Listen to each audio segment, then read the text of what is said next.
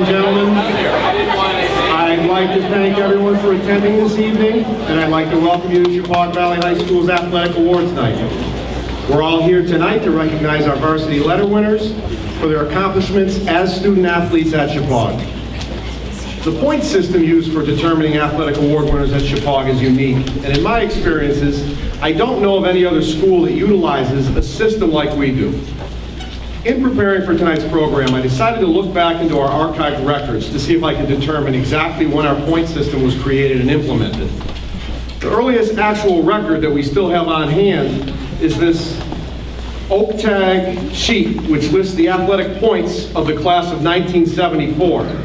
And the data begins during their freshman year in 1970 and 71.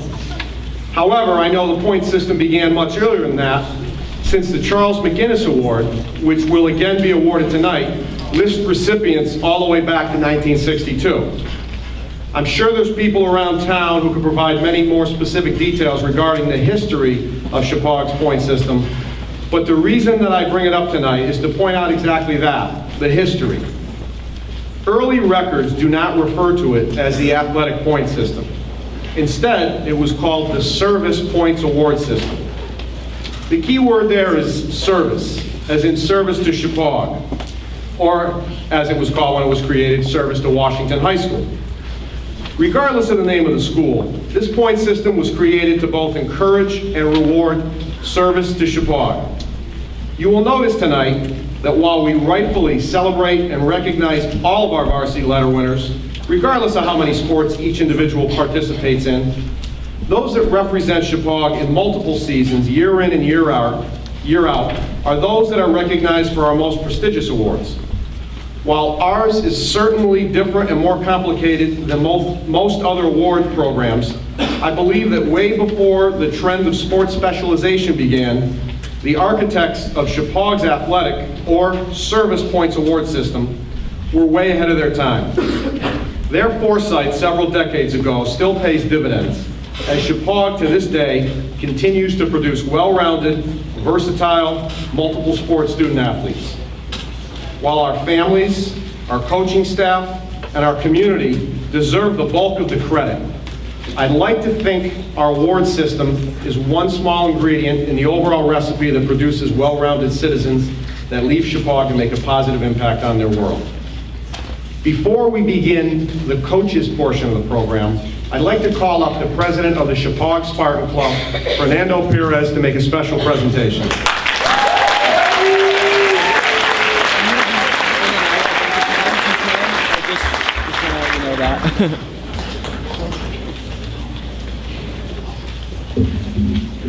Good evening, everyone. On behalf of the Spartan Club, I just wanted to take this moment to thank Chris, our athletic trainer. We wanted to acknowledge all the hard work she puts in into keeping all our athletes healthy and ready to compete. Truly, we would like to thank Chris for all the hard work she puts in. If you would come up to the Spartan Club, thank you.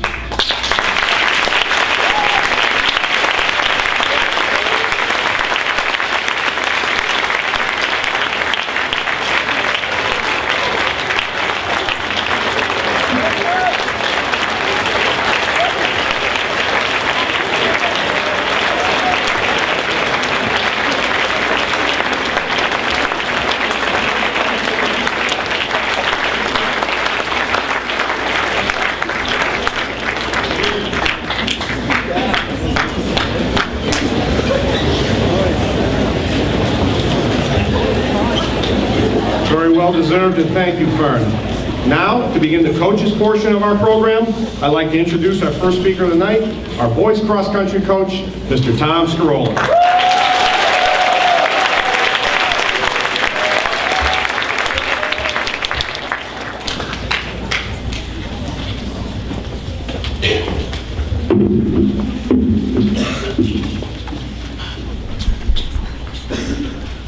Good evening. Second is excellent.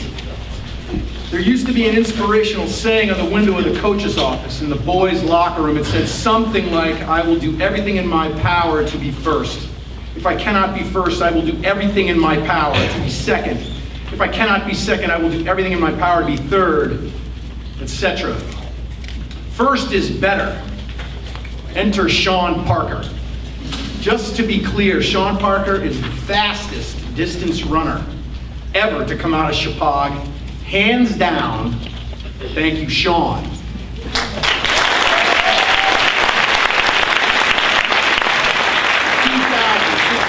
2017 boys cross-country team were in the unenviable position of coming off 2 years of winning a lot. The math had been long done. The possibility existed that the Berkshire League and Class S championships were possibilities. Northwest would be the nemesis in the Berkshire League. They have been building their distance running program over the last few years. Their senior was second fastest in the league 1 year earlier to his teammate, and most certainly was prepared to be the individual winner of the Berkshire League.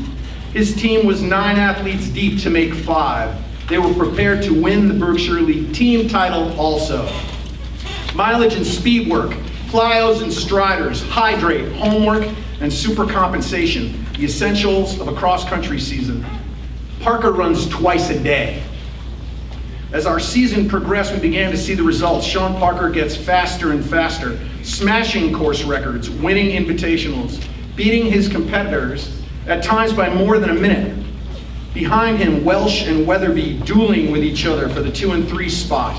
Even better, Cody Jordan drops the minute and a half he needs to so that he and James Kennedy are competing with each other for the 4 and 5. It's working. They're doing exactly what it takes to get themselves ready to throw down with Northwest at the BL and the 5 other teams we learned would compete for Class S. We stomp on the Berkshire League teams, except Northwest, who stomps on us in the dual meet, 8-1 regular season record.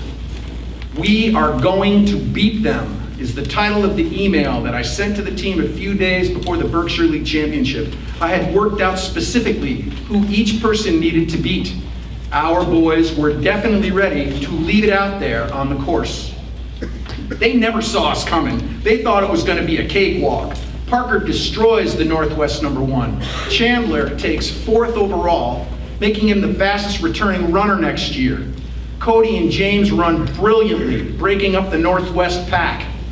Okay, Welshie, 1 bad race, no big deal. We take 2nd. The good news is Chippewa put a move on the #1 team and made it so close. On to the bigger prize. Lyman Memorial, Immaculate, Hale, Ray, and Bolton, and Chippewa are all mathematically capable of winning Class S. If we are going to win, we will have to race perfectly. We were at Wickham Park before anyone that day. I somehow believe this gives us an edge.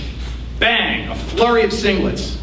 Here they come. Can't tell anything yet, except that Sean Parker finishes 42 seconds faster than the 2nd place finisher. He thinks we won. As I looked at our boys, bent over from exhaustion, I didn't care about results. I was so proud of the effort.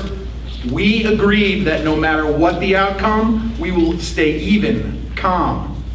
Then I see Welshie pulling his leg behind him over to a fence to sit down. Remember, I said, doesn't matter the score.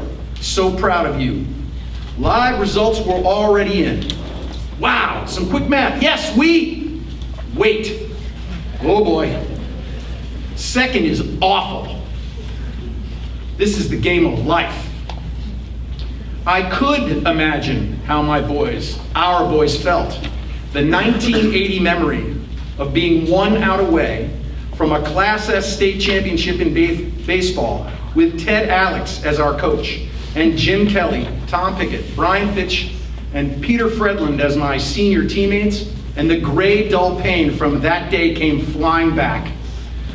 We graciously smiled as we accepted the Class S runner-up silver plaque and congratulated Lyman Memorial on their gold moment. The smiles were difficult to pull off, but we did it. How can we feel bad about 2nd? That's ridiculous.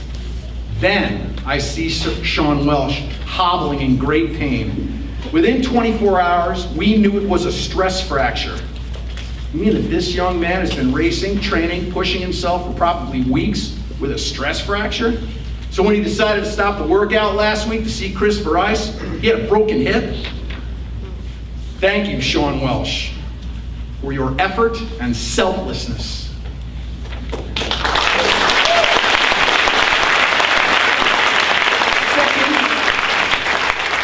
the best we had that day. That's the game of life.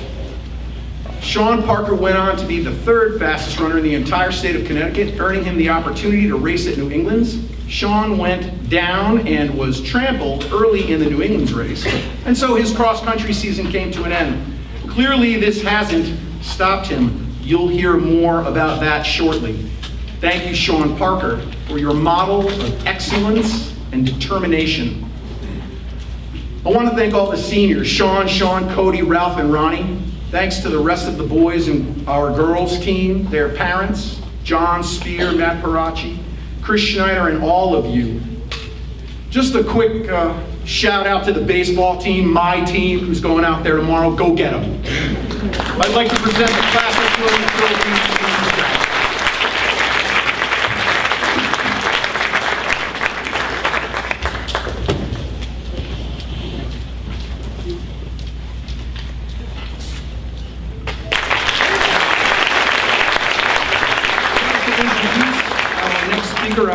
Our girls soccer coach, Tara Flaherty.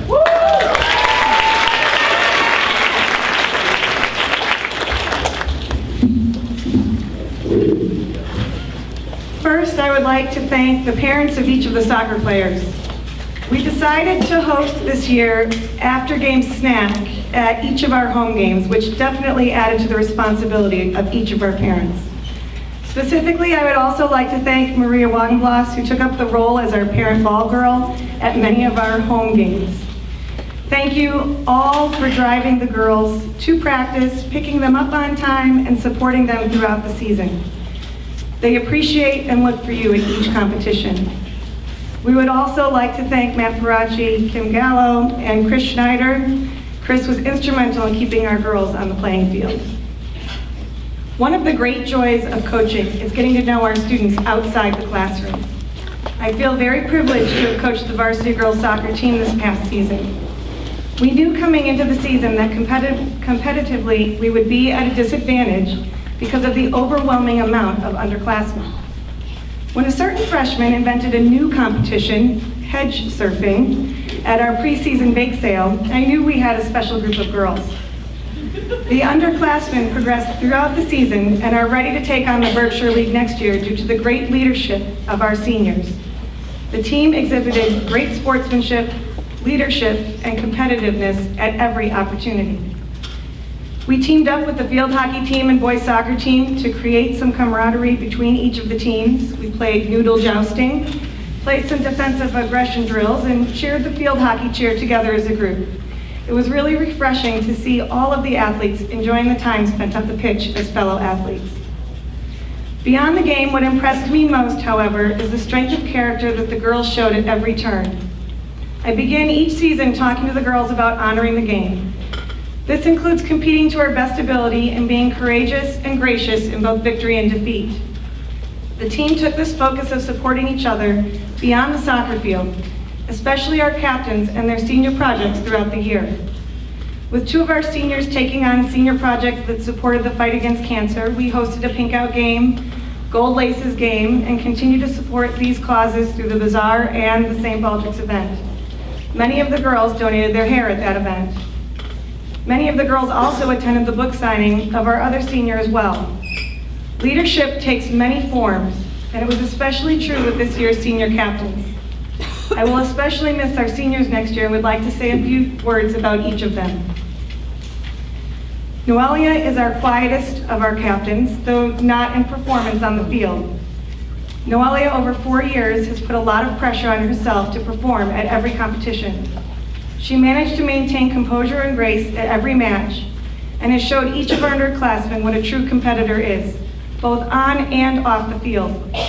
She always treated everyone on the field with dignity, especially at the competitions. Her contributions to the halftime remarks were always on point and direct, but never unkind. Her competitive spirit will really be missed. Maddie was my mediator among the 3 captains. She was the most even-keeled athlete at the helm. Maddie worked with so many of the younger players in such a generous way, encouraging them and teaching them skills in a way that was always welcoming. Her prowess during the defensive drills was admired by every girl on the team. She continually challenges those around her to become better. better athletes, better to others, and better to themselves. She's wise beyond her years. Sam was our loudest and most boisterous team captain. She's a very skilled midfielder and expects a lot from each of her teammates and coaches. Sam struggled with illness this season, but it didn't stop her from trying to stay in the game. Her dedication to her team is unquestionable. Though she has a bit of an edge, she has proven to be a great friend to her teammates and a tough-as-nails competitor. I will miss sparring with her on a daily basis. I am so proud of each of these young ladies. At every match, from the beginning whistle to the end, these captains played with Spartan pride. Their leadership and strength of character are unparalleled. The future is bright for each of them, and I cannot wait to see the contributions they will make in our community. Thank you, girls.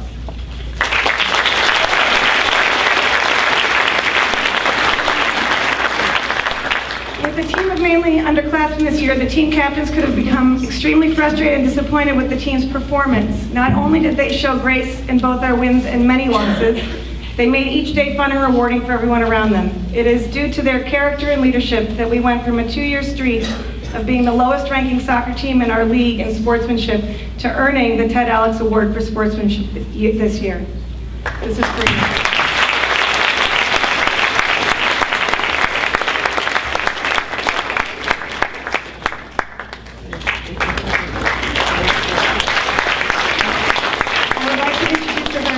Our boys soccer coach, Jim Stinson.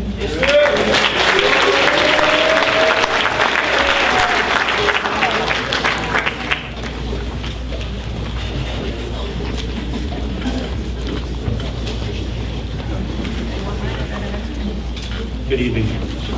I think the best way to talk about our season is to start off by saying thank you. Thank you to Mr. Prachi for all the hard work that goes in behind the scenes for a successful season. Thank you to Worky for keeping me sane and offering up words of wisdom. Thank you to Chris for keeping our boys relatively healthy. And thanks to the families for allowing me to spend time with your boys. But most importantly, thank you to my wife. She had to put up with me and Alan all season long. I am sure there are many.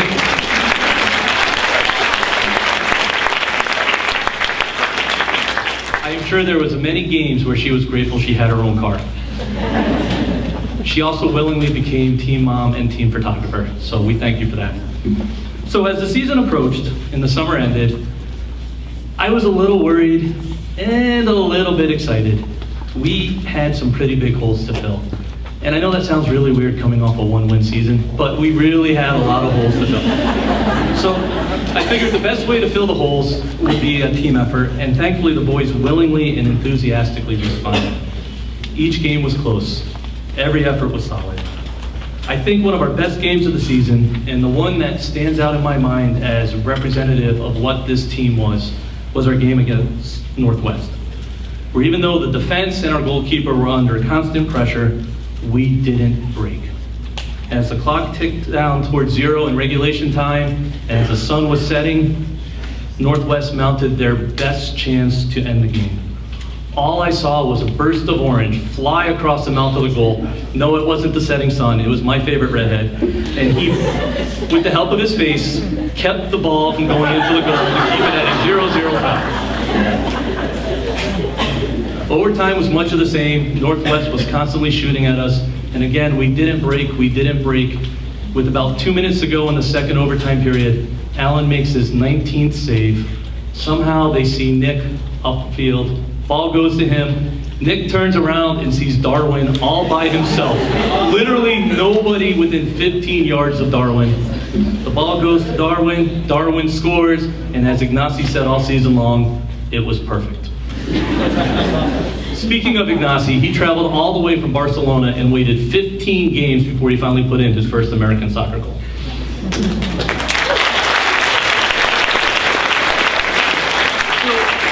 As I said, we had a good season. We improved in every facet from last season, and we learned a few lessons.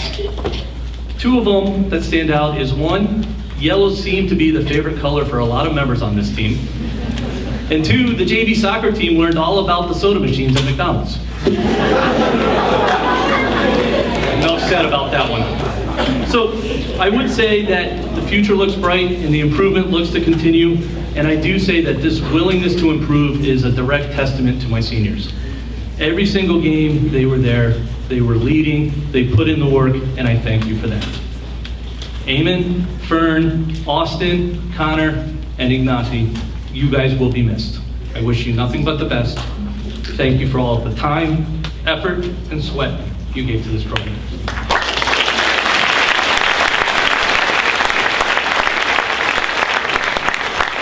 I would like to introduce as our next speaker, our field hockey coach, Jay Stewart.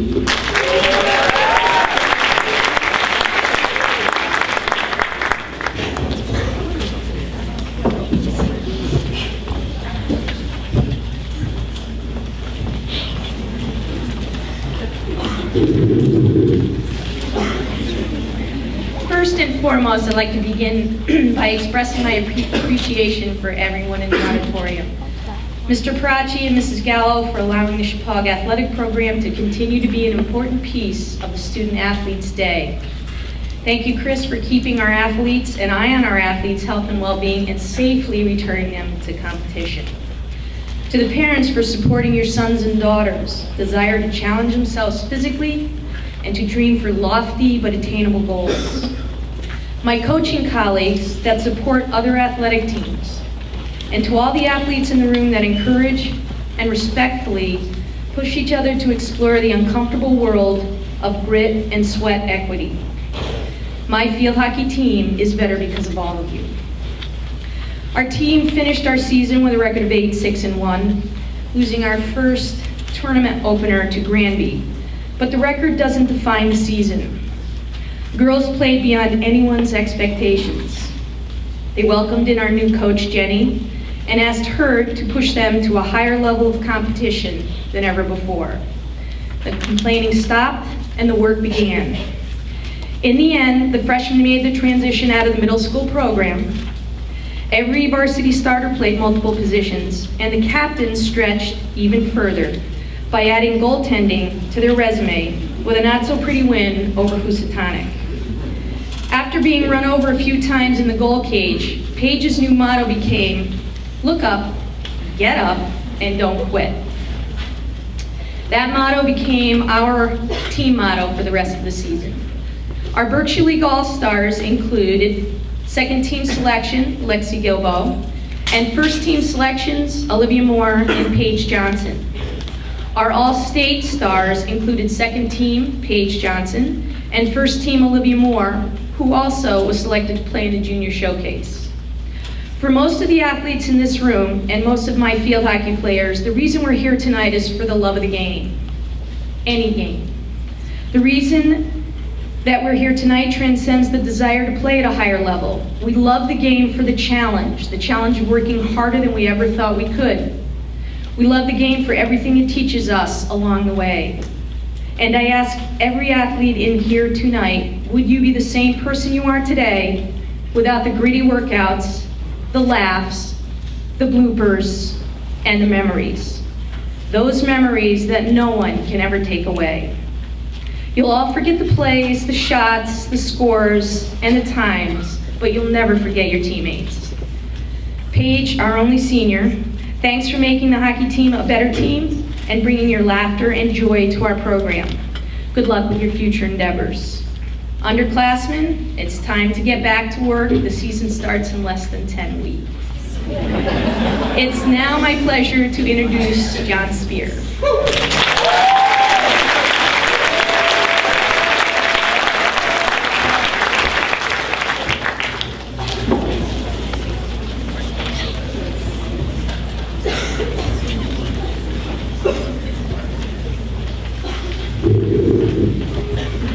The girls cross-country team had a very impressive 2016 season, finishing with a 7-2 regular season dual meet record. The Summer High Mileage Club was established this year during the preseason. We started the year with a trip to Somers, New York, where there was only one real hill in the entire race. I forgot to tell them you had to run up it 3 times. But we won some really nice t-shirts for top 25 finishes. Our biggest win of the year came at Lewis Mills and spoiled their senior day. That's always nice. We also earned a plaque at Strattonbrook for a second place finish behind only Immaculate as we defeated eventual state runner-up Housatonic at that meet. We finished fourth at the BL Championships, second among Class S schools. Aileen Rhodes had just missed first team All-League and was joined on second team by Lauren Bresson and Tia Font. Some moments from the season included a team member figuring out how to ride a bike after a few falls. A serious bug issue was avoided at Black Rock. Our tie-dye performance greatly improved year over year. The Steep Rock Biathlon was established and completed by all team members as they came back soaking wet from a run through Steep Rock. We learned that sometimes nicknames can be inappropriate. And the emergency jacket was a hit in many videos. At the Class S Championship, we finished 5th overall as a team, tying our best finish in over a decade. With only graduating 2 seniors, who will be dearly missed, and getting our number 1 back from injury, we're looking for a trip to Opens, and we're coming for you, Derby. It all depends on your summer, ladies. I'd like to thank our captains, Lauren and Emma, our trainer, Chris, Coach Scarola, the parents, and everyone else for making this season such an enjoyable experience. I'd like to introduce as our next speaker, our ice hockey coach, Mike Gore.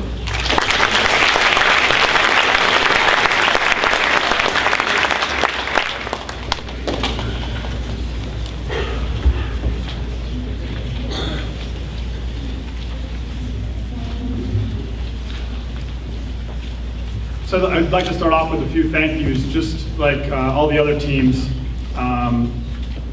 there's a lot that goes into a successful season. It's not just the coaches.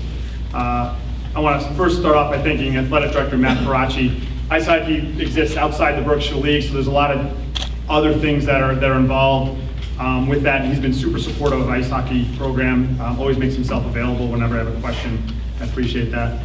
The award that Chris Schneider received earlier today from the Spartan Club is so deserved. She has such a demanding job in the winter when she has to trek between the pool and the gymnasium and the ice hockey rink, often all in the same day and 3 very different climates. And she keeps our athletes healthy and tends to those inevitable injuries. So Chris, thank you very much. Hockey parents, they're a dedicated lot, traveling all over the state, picking up for late practices. Fortunately, once they get to high school, the early practices end, so it made it a little bit easier, but thank you parents for your support. Also, hockey is an expensive sport, as you know, and even though it's pay to play, those player fees come woefully short of the needed funds when ice time is over $300 an hour. So the Booster Club, through the yearbook, gate sale, snack bar, that makes the whole team possible. So everyone who's involved in the Booster Club, thank you very much. Steve Cornell, our goalie coach, has been coaching Chippewa hockey since I was a freshman in 1984. And Jason Conway, my assistant coach, have been amazing in their dedication to the team. I also want to thank this year's managers. We had Megan James and Claire Lyons, their second year, and then part-time manager Julia Billings. I know they enjoyed themselves, and it's clear that they're fans of the game, students of the game, and not just looking to pad their high school resume or hang out and socialize like some managers in the past. So I thank with all your work, girls. Also have to thank the fans who braved the cold in that gunnery rink to cheer on the players, and how great it is to have the fans there, and how awesome it was to have the rink packed. The pep band there and the cheer team who organized the pink out game against the Housatonic at the end of the season. That was a real special day. So thank you, cheer team, for putting that together. That's going to be an annual thing that the team was really excited about it. I think we're going to split it up from the Housatonic game. So thanks for starting that tradition. As many of you may know, the hockey team is a co-op made up of players from Chippewa, 6 players, Litchfield, 2 players, Nonawag, 5 players, and then newly added Thomaston, 1 player this year for a total of 14. We play not in the Berkshire League, but in the combined SWC, SCC against 11 teams, many of them double L and L schools, such as Massac, Joel Barlow, Newtown, Sheehan. And get this, the single co-op team comprised of players from Bethel, Brookfield, and Danbury High School. So needless to say, during the national anthem, a lot of times our 14 were often lined up across 22, 24 or more players. The 16-17 season was similar to the 15-16, kind of a survival season. What we lacked in sheer numbers of players and in skill we did our best to make up for with effort, dedication, and team unity.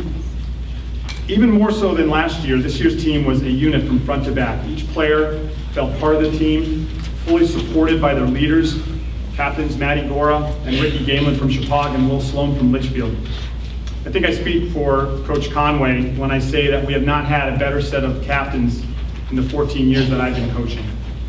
As you athletes know, the captains set the tone for the team, and in a season where wins are evasive, the attitude and the example set by the captains and the leaders of the team can make all the difference.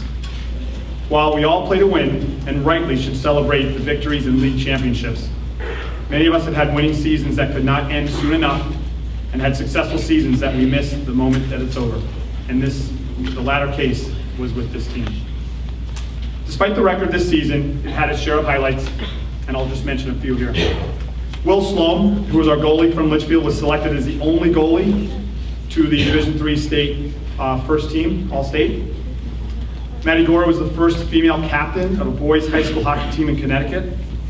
Ricky Gamelin finally found his position when we switched him from defense to forward part through the season, and he thoroughly shined. Dylan Cunha scored a point in an amazing full ice rush. Thomas Roche returned after taking junior year off and had the season of his life. Tucker Redstone scored his first high school goal in his very first high school scrimmage. And as far as any research can tell, Abby and Maddie Gora combined to score the first sister-to-sister goal in Connecticut high school boys hockey. Once again, we were second in the Berkshire League. There's only 2 teams in Berkshire League. But anyway, at the end of the season, at the SWC SEC League meeting, for the 3rd time in 5 years, and this is an award that I'm particularly proud of, we were awarded the Sportsmanship Award. And the SWC SEC apparently is a little cheaper than the Berkshire League, so I have an award here to present to Ms. I'll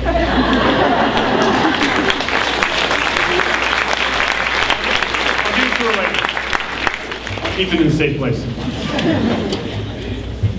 So we wish our seniors, 4-year player Maddie Gora, 3-year players Ricky Gamelin and Thomas Roche, and 2-year player Dylan Cunha the best as they leave Chippewa hockey.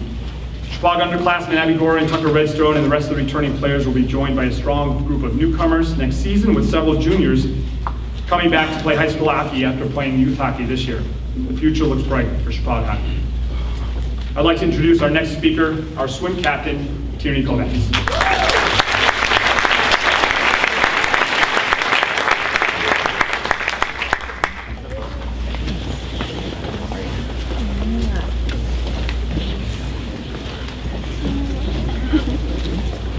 The Chippewa swimming and diving coach, Chris Papson, apologizes that he could not be here this evening to celebrate with you, so he's asked me to read his speech for him.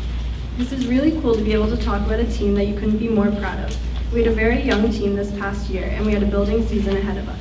For those of you that know the history of Chippewa swimming and diving, we very rarely have a building season with the amount of talented athletes in this building.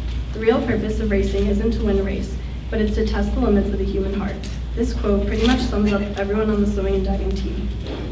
No matter what challenge stood in front of these student athletes, they swam every race as if it were their last, and we couldn't be more proud of the effort you put in this season.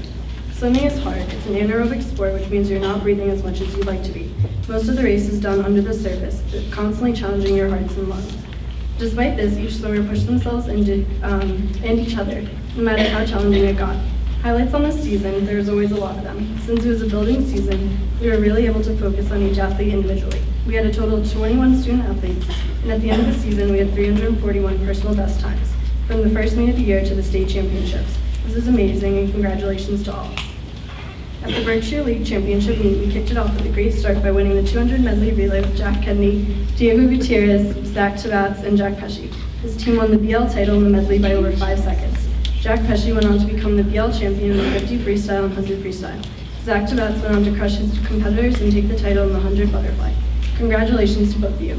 The team went on to place 3rd in the BL championships and 10th overall out of 32 teams at the Class S state championship meet. I'd like to thank our assistant coach, Aiden Dyer, and diving coach, Steve, for all you have done this season. Parents, thank you for all your help. You're amazing. Seniors, Cody Jordan, Lars Vikstrom, and our manager, Josh Jordan. You'll definitely be missed next year, and we appreciate your hard work and dedication you put in this season. Best of luck to each of you next year. I know you will all continue to do great things. Don't forget to come back and visit us. This team continues to grow with talent, and we cannot wait to see what each upcoming season will bring. Congratulations to each and every one of you. You have all made me such a proud coach. Thank you. And I would like to introduce our next speaker, our girls basketball coach, Karen Puskis.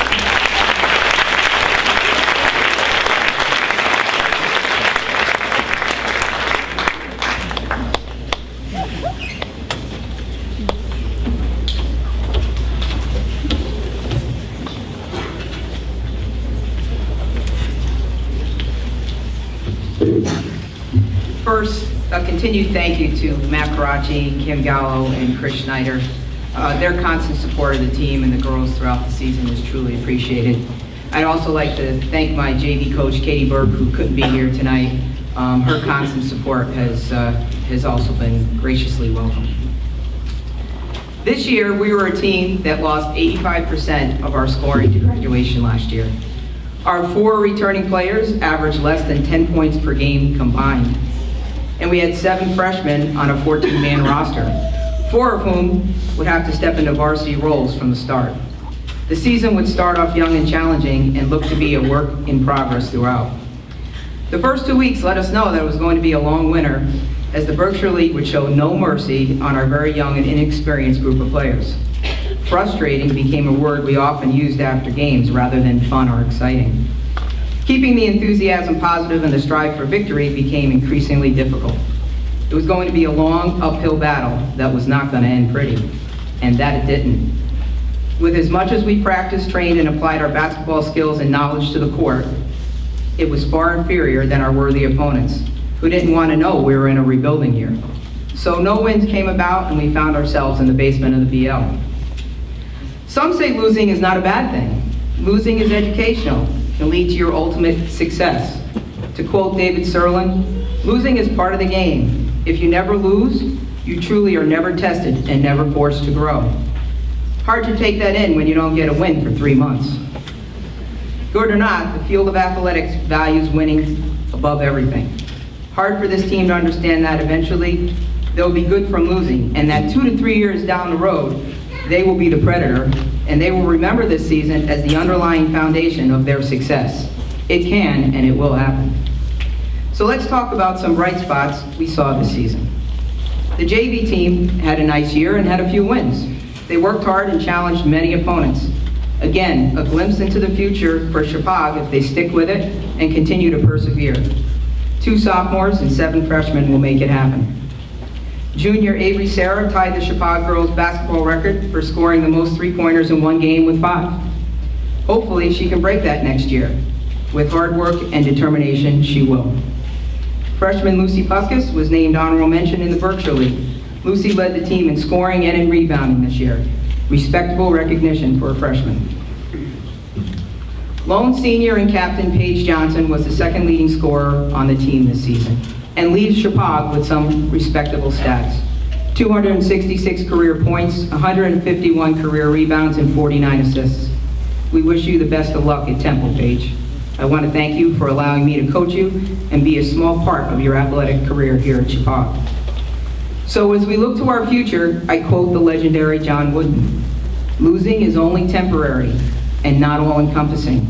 You must simply study it, learn from it, and try hard not to lose the same way again. Then you must have the self-control to forget about it."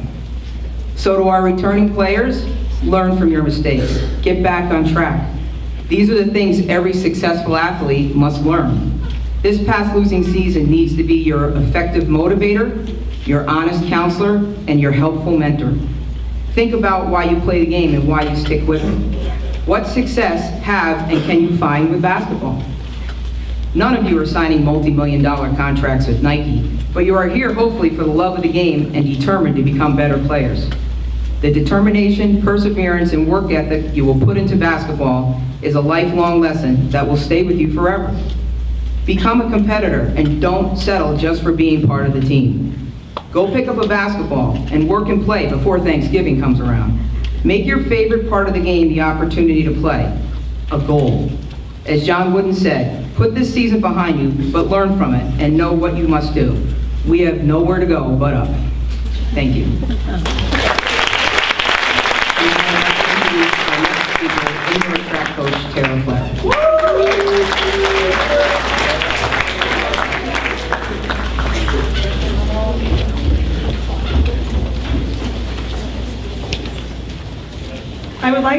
all the parents for picking up their athletes late at night when we return from our meets.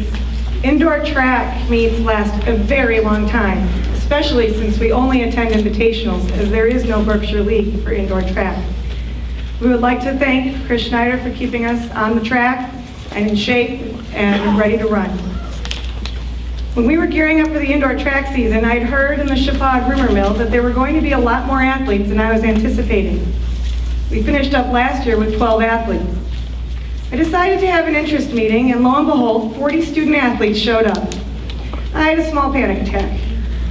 Matt Parachi and I scrambled to find an assistant coach, and thankfully Mrs. Stinson agreed to let Mr. Stinson help me out.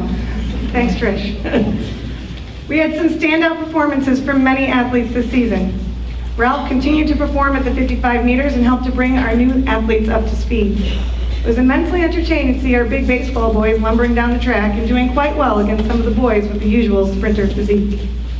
Sean Parker excelled each time he took the track, qualifying for state opens, New England's, and New Balance Nationals in New York City. Every time I watch him run and then analyze his race, his maturity and perfectionist attitude toward running impresses me. Most of the season was plagued by cold weather and an icy track. I'm still amazed we were able to finish some of our track workouts without someone slipping on some of the icy spots. Some of our best memories come from the downtimes between events and the shenanigan of our athletes. We could give awards for the most Snapchats, the boys who complained the loudest when the McDonald's was closed. We could have an award for almost getting jumped for trying to open the door for a disabled man at a McDonald's in New Haven at 10:30 at night. And we could have an award for where is my phone? I lost my phone, it's 11:30, who has my phone? But the most fun that we had was doing our best at every track meet. On the track, we had some great performances. Our state qualifiers included our 4x2 team of Connor Dusky, Austin Dutcher, Chance Dutcher, Nate Dusky, Ralph, Mikey, and our individual events of Olivia Tabat, Emma Krebs, and Sean Parker. Thankfully, Mother Nature was on our side, and we had a great snowstorm, which moved our state meet to a later date and allowed our students from the Quebec trip the opportunity to compete at the state meet. Emma's qualification for states was amazing after coming off a pretty serious cross-country injury and only one track meet under her belt. Our success on the track is directly related to the leadership of our seniors. Seniors Austin Dutcher and Connor Dusky joined us for the first time and improved their running form throughout the season. Ralph and Sean were our returning seniors and provided the leadership and structure needed for a successful season and proper handoffs and relays. Lauren Bresson and Jenna Williams provided the necessary amount of female counterbalance to the overwhelming majority of boys on the track team. Jenna was instrumental at each meet, assisting with making sure everyone was at their events, as well as improving at her own events throughout the year. She was a real blessing at track meet. Lauren was on the injured reserves team throughout the season, but worked hard throughout the season, and her dedicated to running showed in our outdoor season. I will miss each of our seniors and wish them the best of luck next year. Thank you, team.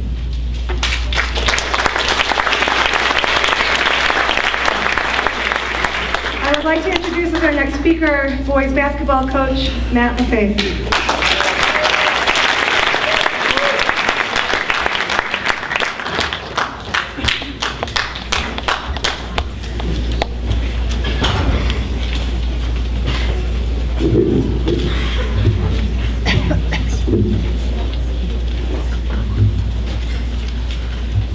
Good evening. In terms of building a program, it's really important that we have a lot of participation throughout the ranks. And we have had that over the last 4 years that I've been here. I'd be remiss if I didn't send out a special thanks to Mike Schneider, who does so much for us in the off-season, so much that I can't do as a CIAC coach. Certainly to the administration here, Matt Parachi, Kim Gallo, certainly to Chris Schneider. The parents have been great, the cheerleaders very good, and we love when the pep band is present. This year we had a real challenging year, but we really had a very, very good year if you look at it. We started off with a team that was very inexperienced, very little coming back in terms of real varsity experience. And going into the year, the start of the year, we had one functional senior because, of course, Sean Welsh had broken his knee, his ankle, his hip, I'm not sure what it was. But Sean was out for a while, which really hurt us. The guys, to their credit, worked amazingly hard. And when I say that, I have a habit of being at practice at least an hour before practice. We had a core group of anywhere from 6 to 8 to 10 to 12 guys who would show up every single practice an hour early. Our 3-on-3 matches were epic, including my play, which was sometimes good and sometimes not so good. But throughout, we started off and we had a real rough patch in the beginning. The guys just kept working as we went through it. And we sort of muddled along to a point of 5-11. And as we had a couple of years back, we had to win 3 games in a row. And these guys, to their credit, went into a string of games where we were playing Monday, Wednesday, and Friday toward the end of the year. Housatonic, O'Brien Tech, and Litchfield. And to their great credit, they really dug deep. It was a Saturday night where we got blown out by Nonawak by 36 points. We came back Sunday morning at 7 a.m., which I thought was great. Practice for 3 hours, got ready for our coming week, and won 3 in a row, which with a lot of schools may not mean much. To us, it meant everything. We got great contributions, not only throughout the season, but throughout that week from certainly our co-captains, Kyle LeMay and Eamon Crossley. We had a real big game from Mike Fiore in the game against Housatonic. We had a big second half from Kyle LeMay against O'Brien Tech, 14 points, actually in the fourth quarter. And on the Litchfield Friday night game, we had a game of epic proportions from Sean Welsh, 23 rebounds. It was really a remarkable little stretch for a team that was probably predicted to win 0, 1, 2 games in the Berkshire League. And we qualified for the BL tournament. We played the eventual winner, Wamogo, really battled them real tough. Our lack of offense didn't at the end, but we really performed admirably there. And then we went out to Portland in the first round of the state tournament. And I will say thank you, baseball team, for avenging that loss. But we went there and we were without one of our most important players, Ethan Hibbert, who told me about 2 minutes before the start of the game he couldn't go. He looked like he was definitely warmed over. And the guys really battled and really struggled in that game, and we ended up losing by 2 at the end. But it was a real great testament to a bunch of young guys who played really hard. You know, we started 2 sophomores most of the year, Ethan Hibbert and Joe Brunelli. Joe had a real big second half in that Portland game, to his credit. We continued to work extremely hard throughout, and it was all I could have really asked for from the guys. I've coached a lot of teams over my time. I had as much fun with these guys working as hard as we did that I've had with any group I've coached. So all the credit to you. We will miss a lot. My first 2 4-year guys that I've coached, Eamon Crossley and Sean Welsh. It was great coaching these guys. Eamon, for his part, just simply worked from a little tiny nothing freshman to a point where he really became a real good player, second team all-league player, much to his credit. And coming back, we have a group of real, what are becoming seasoned athletes. They're having a lot of success on the baseball field. I love to see that, and I think we have something that we're really building well here, and I'm very pleased to see that. So guys, keep working hard, and I'll see you shortly on the court. And to introduce our next speaker, it is actually the cheerleading captains for from the 2016-2017 season.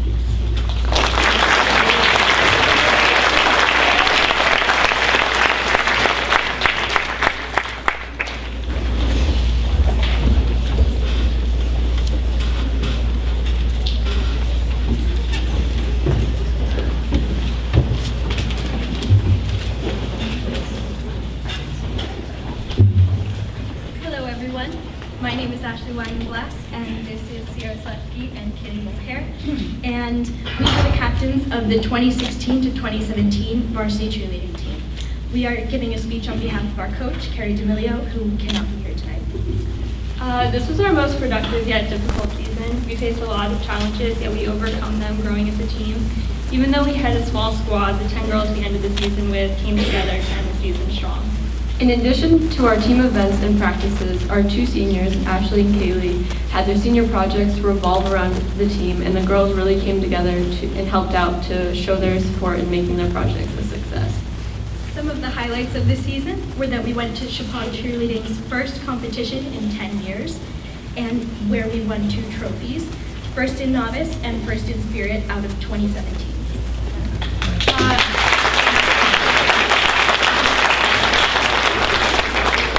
As a part of my senior project, I set up the Pink the Rank event, which is a pink out hockey game for breast cancer awareness.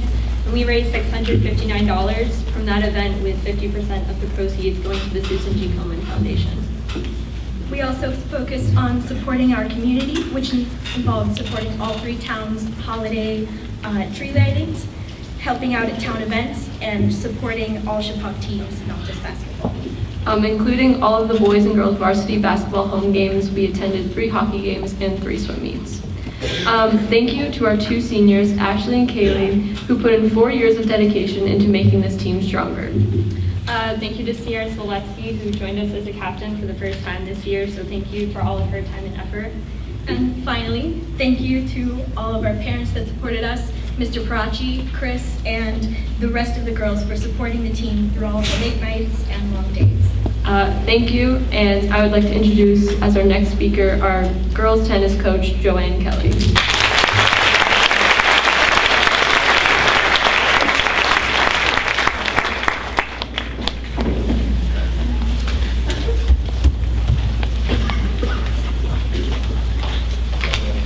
Hi, everyone. Excuse me. So we lost 7 of our 10 starters from last year's championship team, so I'd be lying if I wasn't a little bit nervous coming into March this year. I really wasn't sure what to expect. And then 10 freshmen walked into the preseason meeting. That doesn't happen in tennis. And not just any freshmen, but freshmen who could play. That really doesn't happen in tennis. So things were looking up. We headed into what would be a rebuilding year. We learned how to handle obvious nerves and cleared up some confusion about rules and procedures, and eventually settled into the season. Vacations, injuries, among other things, kept our lineup in a flux for most of the season, but even so, in spite of how young and inexperienced we were, the girls managed to finish 3rd in the Berkshire League with a respectable record of 12-4. So I'm really proud of them.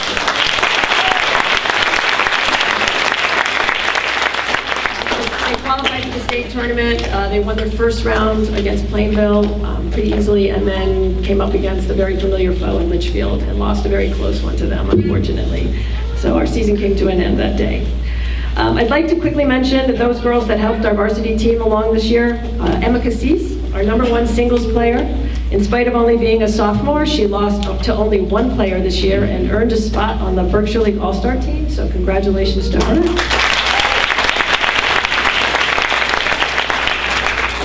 Our other singles players this year were sophomore Abby Gora and freshman Rebecca Roz and Taryn Crossley. They did a great job. Emma and Abby will be playing tomorrow at the State Open in West Hartford, so wish them luck if you see them later on. Our doubles players were, in order of appearance, senior Maddie Gora, junior Nadia Roz, freshman Carly Gruss, Annika Vikstrom, Mahalet Steinmetz, senior Alejandro Cespedes, juniors Brianna Sachowski and Katie Gilbo, and freshmen Erin Bailey and Gabby Amato. Our doubles were a bit of a moving target this year, so thank you to all of these girls who helped contribute to a successful season. A special thank you to our 2 seniors, Alejandra, who led with a quiet, assuring style, and Maddie with her patient, confident attitude, especially on days when I wasn't quite sure what was going to happen. Both of them graciously allowed me to bounce them and their partners around for most of the season. Many days Maddie would look at me and say, "So, what are you thinking?" Admittedly, there were days when she had a better answer than I did. So thank you. And thank you for letting us be a part of your journey. We will miss you too, and Sacred Heart, Franklin, and Marshall are lucky to get you. A few thank yous to Mr. Parachi. I don't know if you know this, but tennis is Mr. Parachi's favorite season. We are the one sport where 2 or 3 raindrops can change the day. There is scheduling and rescheduling of the rescheduling. So thank you for your time and effort on behalf of these players. To Chris, our trainer, for taking care of our athletes. Sports can take their toll on kids, and you are invaluable when it comes to keeping these athletes going. So thank you. To my assistant coach, Jim Kelly, who was willing to step in for me this year when I needed him. I indoctrinated him by putting him on a bus with 17 high school girls and sending him to what turned out to be the most problematic match of the season against Thomaston. He handled it like a pro, and I'm pretty sure his biggest complaint would be that he didn't get to coach enough.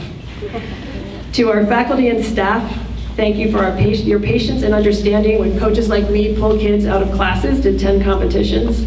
And to our parents, with this freshman class came a new enthusiastic crew of fans. We had banners and signs, and we got Grammy Barb this year, who is awesome. Tennis is not a big spectator sport. Shocking, I know. So thank you for your constant support, especially at away matches. It's always great to have familiar faces cheering the girls on, and I know they are appreciative. And I think that's it. So keep an eye on these girls. The next couple of years, I predict they're going to do some really fun things. Thank you.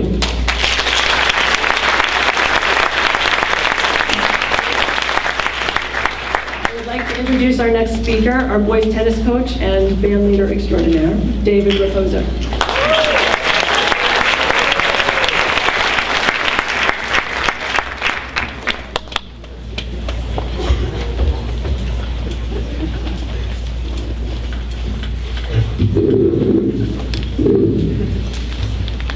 Good evening. This journey started back in the winter when a young man in my sound design class approached me and said, "Hey, Mr. Raposo, would you like to coach tennis?" And I figured I'm a band director and I play the tuba, so that made me qualified.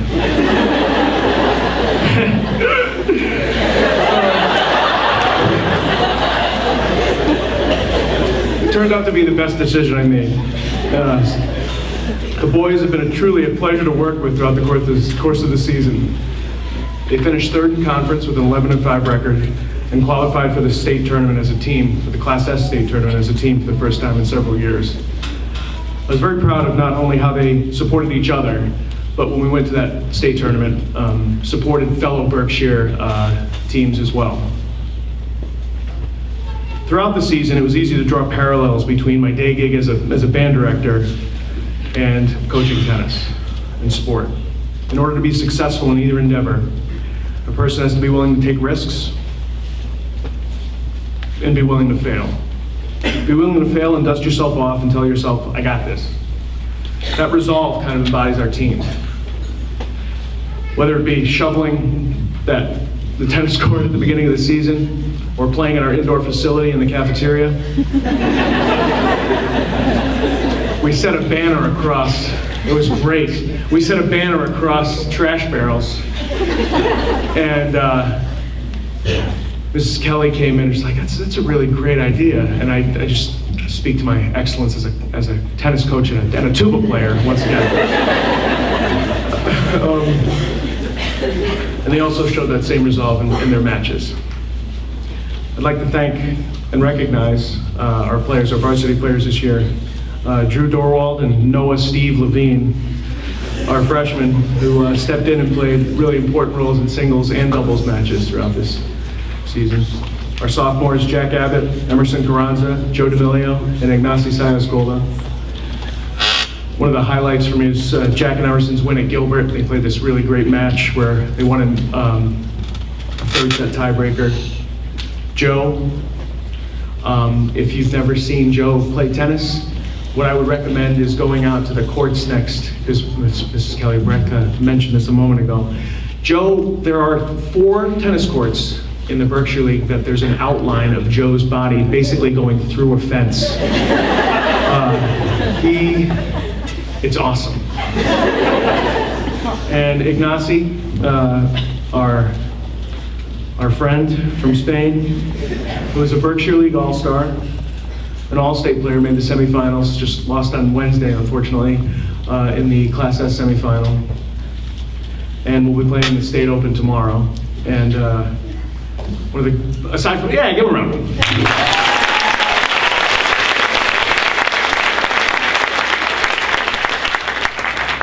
Aside from being a really good guy and a really good tennis player, he's a really great teammate, and he would literally get face into the fence and just say, hey, put it in, put it in. I wish I was making that up, but I'm not. He's like, God, that's good, man.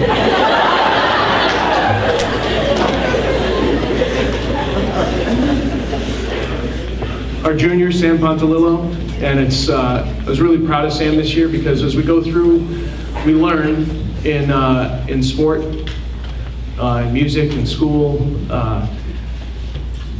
when we make mistakes or when we get things right, we have to continue to learn. And Sam had like this sort of John McEnroe approach to things occasionally, and without the white tight shorts, which I'm thankful for. But he turned around and did really amazing things. And to see in the state tournament, like the smile on his face playing this #2 player was like literally one of the highlights of the season because he was so relaxed and played great, and I was just really proud of him for that. Our seniors, who I know went through a fair amount of transition, having a few different coaches over the course of their 4 years. Lars Vikstrom, Thomas Roach, Jack Verbickus, and Josh Jordan. Lars, who is hysterical and played a tremendous match with Drew Dorwald right at the last match of the season against Housatonic, big win, marathon. Tom and Jack, who were selfless in an attempt to try and get more and more people to play. We only play 7 in varsity tennis. Anytime I'd walk over to them and say, hey guys, I just need you to sit today, and they're just like, no problem, coach. You know, they were about team and the others first, and showed a lot of character.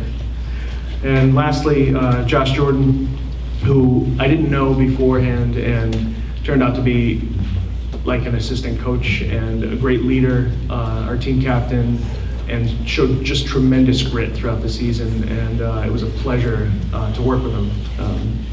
So I thank Mr. Baracci, I thank the parents, Mrs. D'Amelio, for organizing snacks the boys can eat, for sure, and Mrs. Kelly for being, I would go to the library every morning and talk to her. She was a really great shoulder to lean on.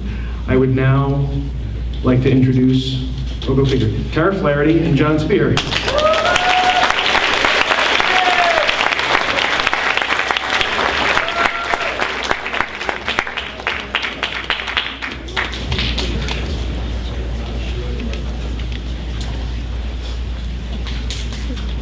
We're going to do things a little differently this year. The boys and girls track teams work cooperatively all season, so it makes sense to talk about the 2 teams together. This has been a great year for our track and field team. We would like to start out by thanking the parents of our athletes for attending some pretty lengthy and cold meets this year. The athletes and coaching staff appreciate your support. Though the weather was not cooperative this year, we spent 2 practices shoveling off the track, 2 feet of snow, 6 lanes. Our athletes rallied to some great performances nonetheless. There was some great competition for top point scorer on both teams this year. What impressed me most about the girls' team, however, is that every girl on the team scored at least 1 point during the season. Our top point scorer and winner of the cake was sophomore Sophia Mancinone, followed up closely by runner-up sophomore Olivia Tabat. This speaks volumes to the strength of our program. On the boys' side, Ralph Caprolozzi was the top point scorer, with Cam Brown, Chandler Weatherby, Sean Parker, and Armin Sarek rounding out the top 5. Our team had a lot of fun this season and dedicated a greater amount of time to the weight room, core exercises, and shin splint preventative exercises.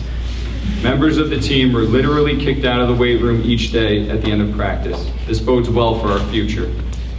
Our season began with the disadvantage of having only 2 senior athletes on the girls' side, which meant that our juniors really needed to step up and assist with leading the team. Emma Krebs is a junior who has continued to impress in big meets. She struggled off the cross-country and indoor season with her injury, but her leadership and perseverance had a great effect on the younger athletes. Emma made it back to state opens in the individual 800 meters, and we're looking forward to a good race on Monday.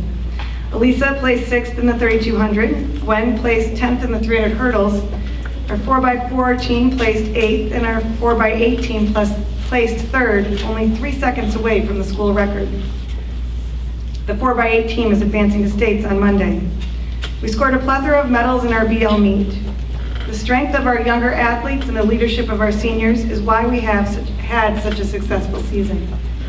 For the boys, our 4x800 and 4x400 teams that included Sean Parker, Gavin Block, Chandler Weatherby, Sean Welsh, and Cameron Brown won silver medals at the Berkshire League Championships. The 4x4 team also advanced to state opens on Monday. Sean Parker broke a 44-year-old record in winning the 2-mile for the first time. For the first time in a long time, we had 2 freshmen qualify for individual events at states.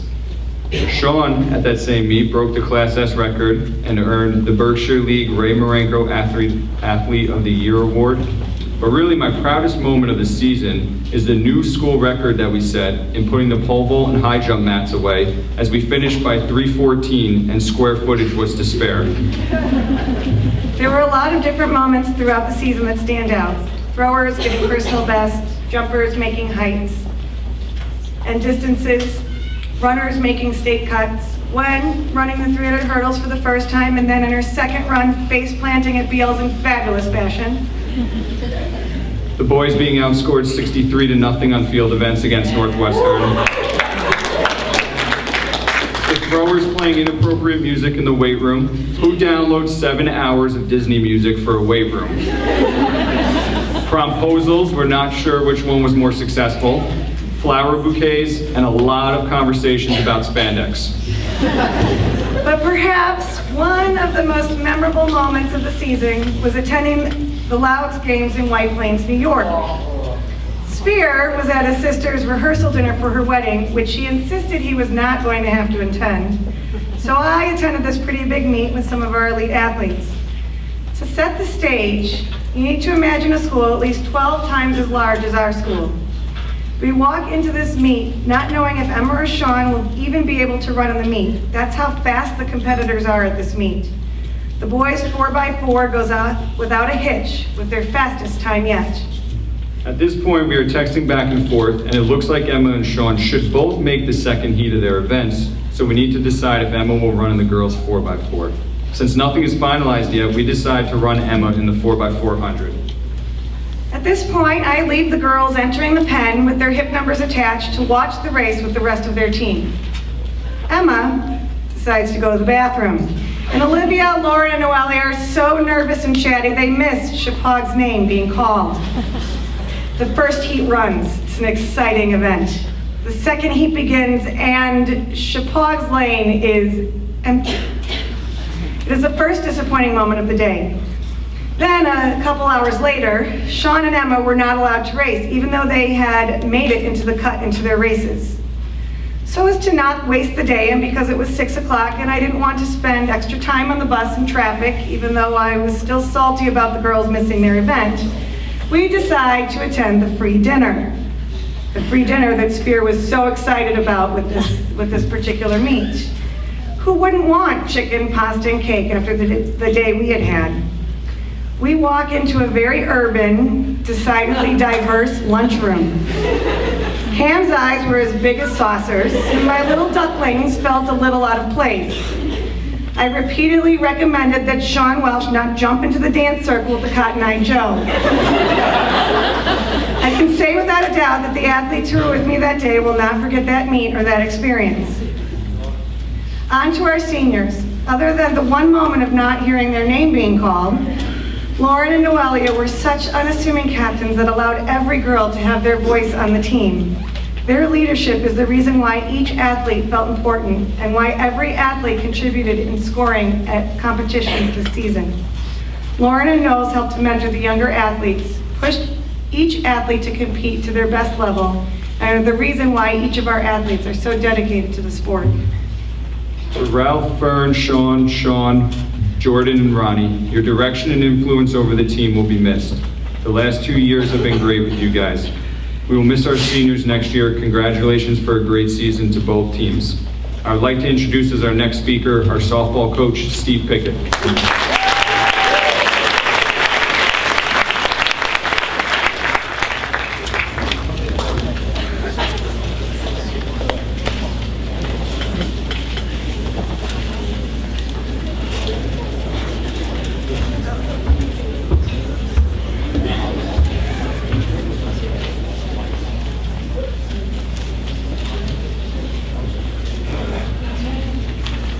coming into this year, we had to replace 2 all-star level players, another starter who graduated last year. I thought if we stayed healthy and got a few breaks, we could make the state tournament. We only stayed totally healthy for like half the first game though. But she played through it. I won't mention her name because she might get upset. And having a sore leg did not slow her down at all. It made her a little faster maybe. We had problems with the top teams, which most of the teams did. And we beat the teams we should beat. We got to the last 2 weeks of the season with 1 more win to get in the state tournament. We competed all the way to the end, but lost the last 3 games by a total of 4 runs. To end our season, one of the highlights I thought of when I was out there is I like the long ball. I like home runs. I like to hit them. And I like to watch them if it's our team. We played, and one I didn't like this year, it was against Terryville too. We played Terryville at Fisher Middle School with a reachable fence, and I was expecting like 3, 4, 5 home runs. We got 2, Lucy hit a line shot. Yeah, Lucy's long ball. And Olivia hit a grand slam that was reported in the paper the next day as Aaron McGrath in the grand slam. And I'm not going to make a joke about Olivia being that ball was not the hardest thing she hit this year.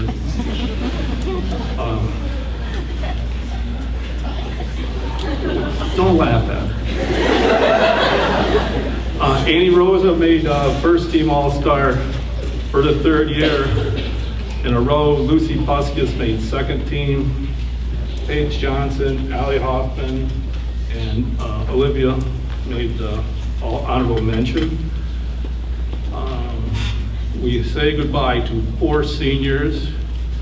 The first one I'll mention is Paige Johnson. I'll always remember, and if you were one of the tens of fans that come to our game that day, you'll always remember the dugout throw. We were trying to throw somebody out at 3rd on a triple, and surprisingly, it went by us. Paige was playing 3rd. She went over to get the ball against the fence, and to get to home plate, she had to throw over the fence in front of the Wamogo dugout, and she put a strike on it, threw that girl out. That was in 2005.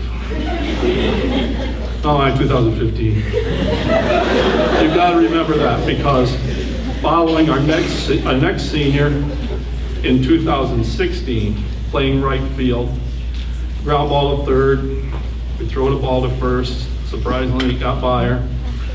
And Jenna Williams, our right fielder, backing up 1st as always, got the ball back in, threw the runner out, and threw the ball in and got the runner out at 3rd. That was also against Wamogo, and believe it or not, it was the same runner. She didn't play after that, I don't know. It was just we won that game 3-2 actually. That was the best win I've ever had as a coach, that game, because Wamogo was a very good team. So I'll always remember that. Another senior is Allie Hoffman. She played mostly 2nd base, but really loved to play 3rd. She would ask me every day. The things I'll remember about her is her vertical leap. It's about right now. Her last game, going from 1st to 3rd on a single, I told her that was good base running, and she told me it was great base running. And like all great base runners do, she did lead the team in runs scored this year. And Annie Rosa, our last senior, 3-time All-Star, 1st team All-Star, All-State, caught every game for the last 3 years, and I think every inning for the last 3 years. And I'd like to thank Matt and Chris for their help during the year. This was one of the most enjoyable teams I coached. They worked hard, had some fun, and competed to the end. And so did I. I'd like to introduce, as our next speaker, baseball coach Scott Wergo.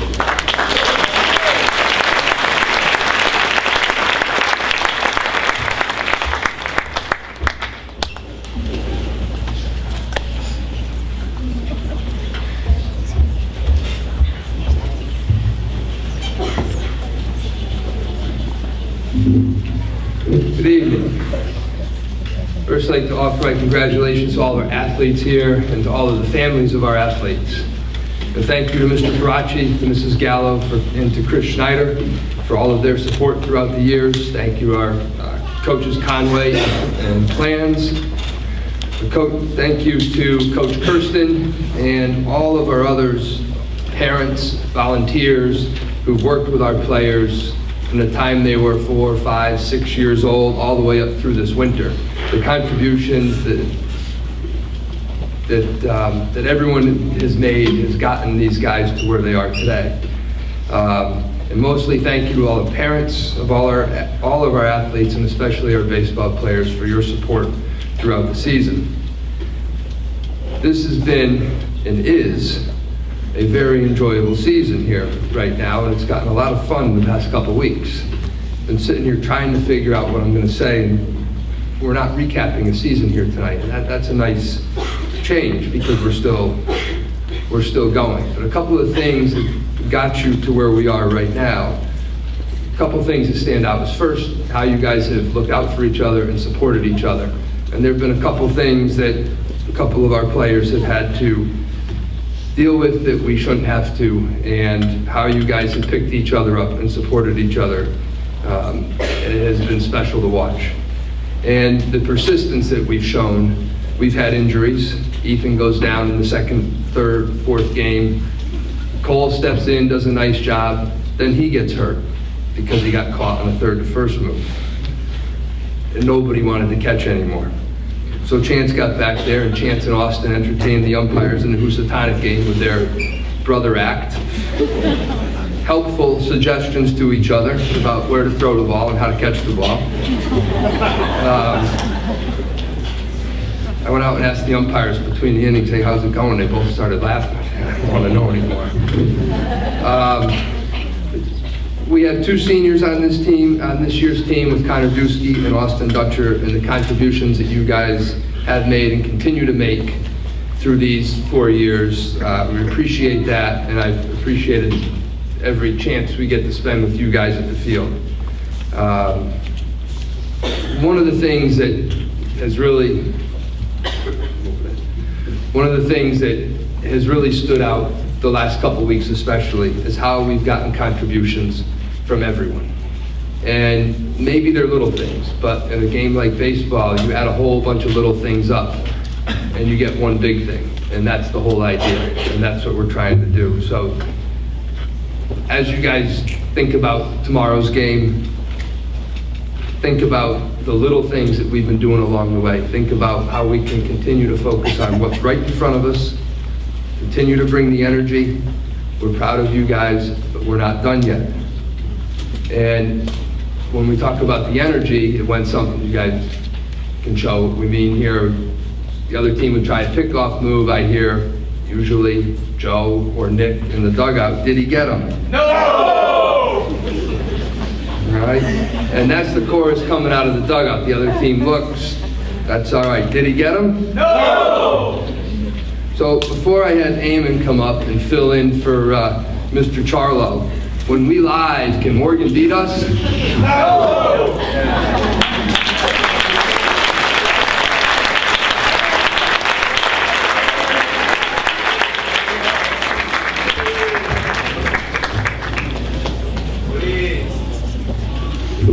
All right, so unfortunately, Charlo could not be here tonight because he just had knee surgery. He's okay, he's still alive. Doing all right, but so he asked me, the senior captain, to read the speech for him. And one other thing he asked me to do was to wear this shirt that has his face on it.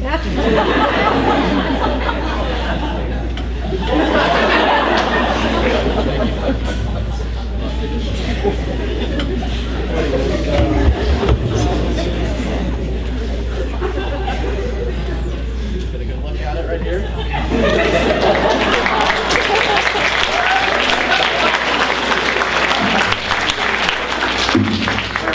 I'm just going to warn you, this is 12 pages, so it's going to take a while. Hopefully it'll be funny though.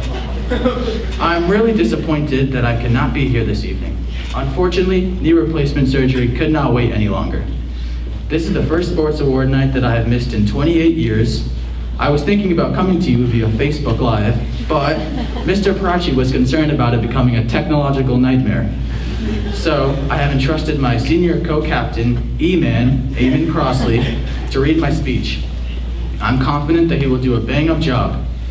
Last year, at the end of the season, we knew that we were going to come into the season having only 3 golfers. This was going to be a major problem since you need at least 4 golfers to field a team. During the winter months, I did get interest from the dynamic duo of Jack and Henry Roush. However, they informed me that they had never played before and that they did not own any golf clubs.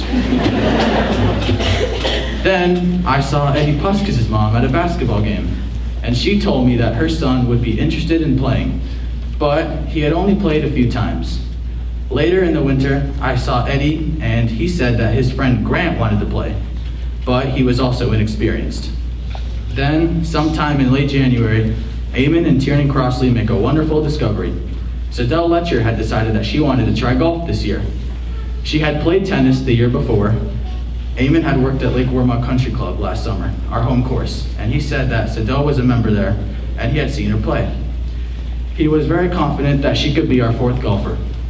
I was relieved that we would not have to forfeit all of our matches for the upcoming season. In early March, I get an email from Teddy Eichen saying that he was interested in playing, but he had not played in some time. But, this is a shocker, he had clubs. So, 1 week before our preseason meeting, I get another email from Brendan McCabe saying that he wanted to play. And guess what? He also had clubs too. I began to get a little concerned about all these guys coming out of the woodwork to play golf. So, I began questioning Eamon. For all I know, he could have been telling the guys that if you play golf, Charlo hands out a $100 bill at the end of each week. The day of our preseason meeting, Damien Adele walks by, and he thinks our meeting sounds interesting. So, he decides to join golf, not knowing the difference between a driver and a putter, and also not knowing what a golf ball looks like. So here we were, suddenly a team of so-called golfers. Early on, we spent time taking written golf tests, going over the rules, and learning about the etiquette of the game. We watched videos on how to hold a club, how to swing a club, and other basic fundamental golf skills. Basically, we learned how to play golf. Then we went to the driving range. In all my years, I have never seen that many swings and misses. Among the 5 beginners, I would say that a number of 25 would be conservative. It was beyond ugly. I'm thinking to myself, the only thing that would keep us from being called the bad news bears of golf was that I wasn't a washed up drunk ex-pro golfer. Half the team thought that Tiger Woods was a hip hop artist, and that Jack Nicklaus was the movie actor that starred in The Shining. Oh man, were we in for a long season. I knew we were going to be the underdogs in every match we played, so I decided to give my top 4 superhero nicknames, hoping that it would get them to play at some superhuman level. I came up with E-Man, J-Man, also known as Chunky Monkey, T-Man, and S-Girl, also known as Sprite Girl. We shot 226 in our first match. Now, if you divide that by 4, you get 56.5 for 9 holes. And that's not really good. So much for the superhero theory. But things get a little better in our next match. We shot 223. Then in our third match, we upset Nanawak, baby, 210 to 211. Things were looking up. Then, on May 1st, the superhero thing kicks in full bore. We shoot an incredible 195. James Foote, on his birthday, shoots a career best 38. Eamon Crossley shoots a career best 40, and suddenly we have 3 wins, 1 more than we had all of last season. If the season ended today, we would all be happy. We went on to win 2 more matches to finish the season at 5-12. Overall, this team surpassed my expectations.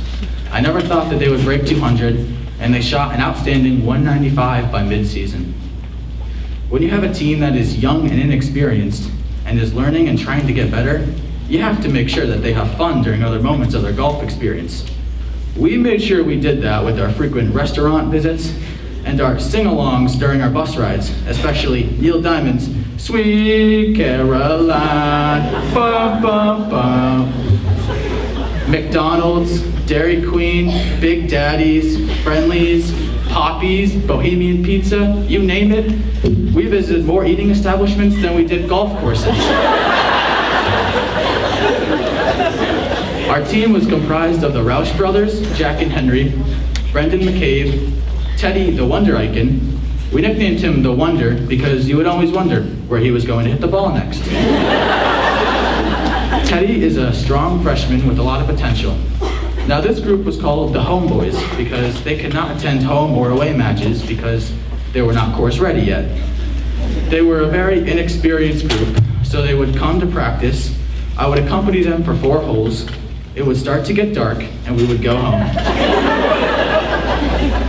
They were a great group to work with, especially when it came to listening, a willingness to learn, and trying to become students of the game. Our next group included Eddie Puskus, Grant Steady Ketchum, and Damian Frenchie Adele. I would play them in matches as the number 5, 6, and 7 players. They would pick up when they reached 10 strokes, and they would not count in the matches. They gained valuable match experience, which will bode them well in the future. Toward the end of the season, Grant and Damian started counting in matches, and against Northwestern, Grant won the match for us by coming in with a lower score than the Northwestern number 5. These 3 guys are all freshmen, and they also have lots of potential. Our top 4 faced a great deal of pressure all season, because since we didn't have a fit golfer, their 4 scorers had to count every match. That group was made up of Tiernan Crossley, a second-year player who improved his scoring average from 63 to 58 this season. Once he discovered that there were more clubs in his bag than a 6-iron. Sadell Letcher, who, as I mentioned, came over from tennis, had a solid first year. She improved towards the end of the year. The team and myself would like to thank her tenfold because, as I said earlier, if it wasn't for her, we would have had to forfeit all of our matches. Junior co-captain James Foote had a nice season, dropping his average from 51 to 47 this season. He had that memorable round of 38 on his birthday. Lastly, I would like to thank my senior co-captain, Eamon Crossley, a 4-year member of the team. He shot a career best 40 the day we shot that 195. Eamon was a great help to me in this program, especially over the last 2 years when we struggled to field a team. He promoted our sport throughout the school. He was a great help with the younger players, and he really focused himself the last 2 years on becoming a better golfer. He was very well liked by his teammates and the other players in the league. He is really going to be missed. At this time, I would like to tell a few funny stories that Charlo would always tell. The first one is about how Charlo would always get mad at my brother, Tiernan, when he wore shorts on cold, windy days. So, one day it's freezing out, low 40s, and Tiernan decides it's a good day to wear shorts. So, as Tiernan's sporting his shorts, Charlo is yelling at him in Italian as my brother is telling him how he won't be cold as he is standing there shivering. About 3 holes later, we look down at Tiernan's knees, and his knees look like 2 Macintosh apples, the brightest red I had ever seen. Most of this year's players had never played before and did not own clubs. So Charlo was able to hook them up with some U sets. At our first driving range practice, Charlo asked Damian what kind of driver was in his bag. Damian's response was that there were 3 drivers in his bag. Charlo started screaming in Italian, calling him a chooch, so we had to go over and explain to Damian that there was only 1 driver and that the other 2 were a 3-wood and a 5-wood. One day, Charlo was driving the Homeboys from practice, and he was yelling at them for something, and one of them says, "Charlo, look on the bright side. If it wasn't for us being terrible golfers, you would never get to practice your Italian swears." Our last story takes place at Friendly's. We went there to eat after a golf match at the Heritage Village. We had just put in our order when suddenly Charlo starts yelling at some guy who was talking to Damian. You could hear Charlo saying to the guy, "Hey, what's going on? Who are you? I don't want my players talking to strangers." Well, it ends up that it wasn't a stranger and that it was Damian's father. No one told Charlo that Damian was getting picked up at Friendly's. Charlo would like to thank Mr. Parachi for his continued support of the program and the parents for their overall patience. Thank you for listening, and now it's time for our awards presentation.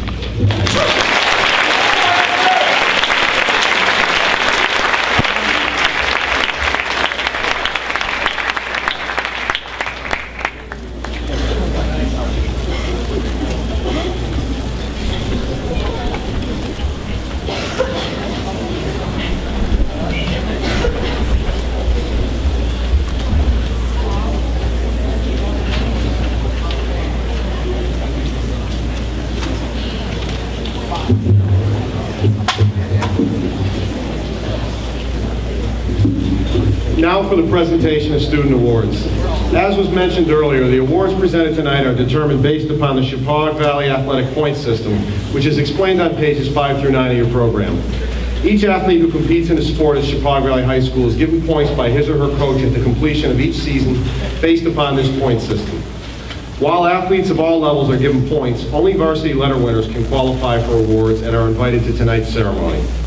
Because of the large number of award winners honored tonight, we will present some awards in two groups. All award winners are asked to enter the stage directly in front of me, to stay on the stage until all award winners have been presented their award, and to exit the opposite side of the stage once all award winners have been honored. Tonight's first student awards are presented to our first-time letter winners. An athlete can win a varsity letter in one of two different ways. The first and most common way an athlete can win a letter is to have competed at the varsity level during the athletic season and have his or her coach designate them as a varsity letter winner based upon criteria that the coach has determined and explained at the beginning of the season. The second way an athlete can be determined a varsity letter winner is for an athlete to have accumulated 250 points before being named a varsity letter by his or her coach. Athletes who have accomplished this task, which is a task that takes much determination and persistence, are awarded what is called an accumulated letter. Each first-time letter winner receives a traditional blue and white Chippewa varsity letter S. As I announce the names of each letter winner, I'd like each to come forward to receive his or her letter and to stay on the stage until I've called every letter winner. Now for our first-time letter winners, Jack Abbott, Francesca Amato, Gabriella Amato, Kayla Amorosa,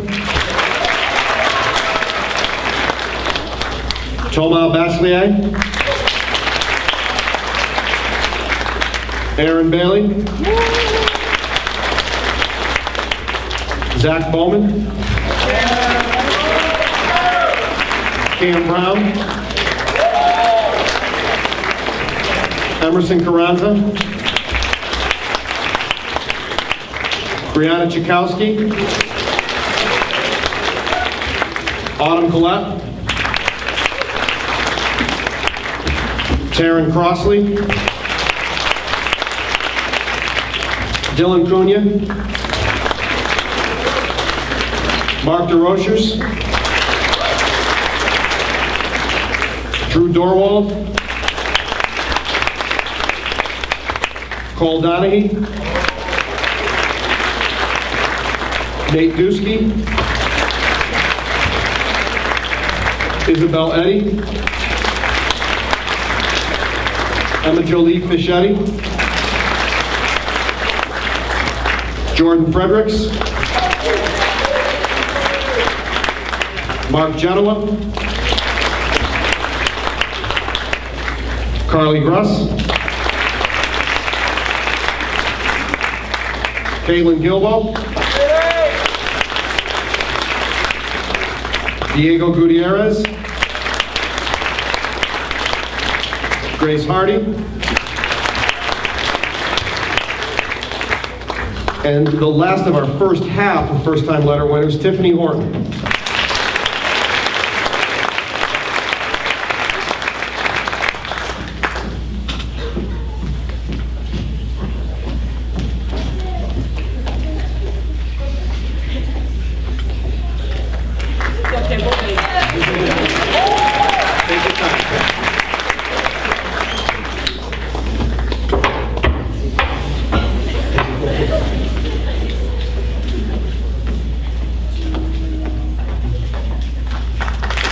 Congratulations to all of our first-time letter winners.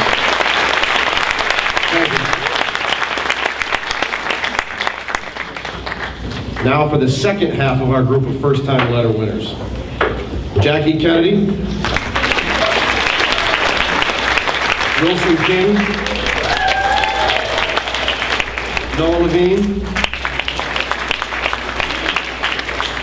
Gavin McCabe, Mike McCluskey, Owen Moore, Elizabeth Nunzik, Gwen Noto, Devin O'Dwyer, Arturo Ortega, Nadia Ostrowski,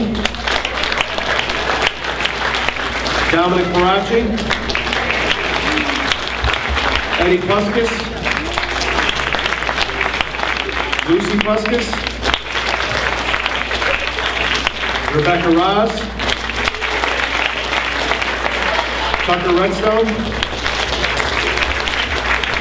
Henry Roush, Ignacy Sayas,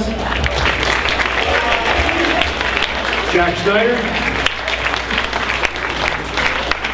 Julia Sinatra,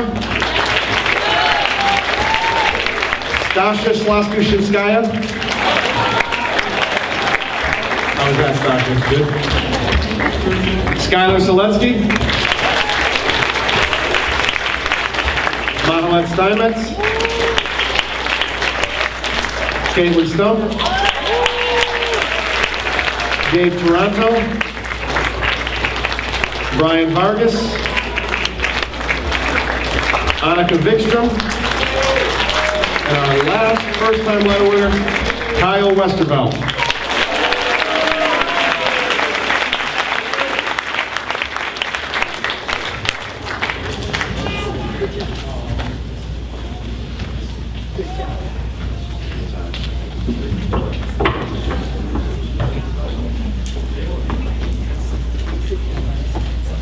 Congratulations to our first-time letter winners.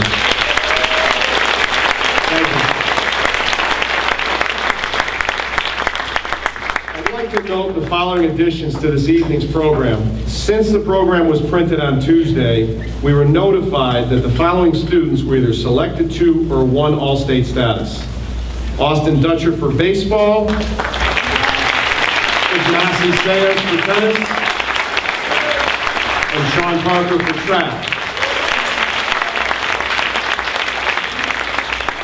We're going to recognize all of our All-State and All-League athletes later, but I did want to mention those three separately since we received word of their accomplishments after the programs were printed. Our next group of award winners are award pin winners. These athletes are return letter winners who will receive an award pin representing each sport he or she earned a varsity letter in this year. Tegan Anderson, Gavin Block, Joey Brunelli,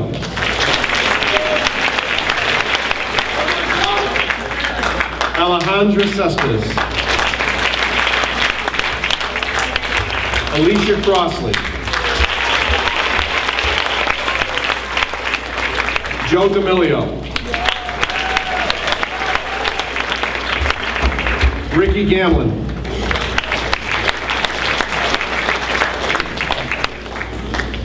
Ethan Hibbard, Allie Hoffman, Megan James, Emma Cassis, Lily Keith, Sidell Letcher, Claire Lyons, Aaron McGrath, Kaylee Mulhare, Tia Fahn, Sam Pontalillo, Annie Rosa, Courtney Sibbett,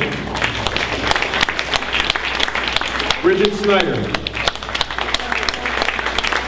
Grace Thurman, And our last award pin winner for this year, Jack Verbickus.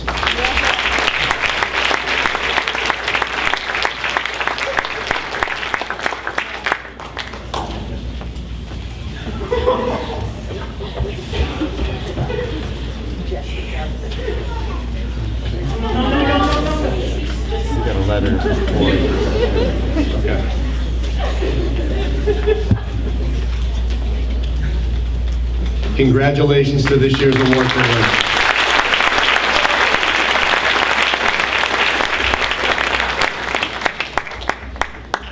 Our next award is presented to those that have accumulated 450 points and have earned a Chippewa Valley varsity jacket.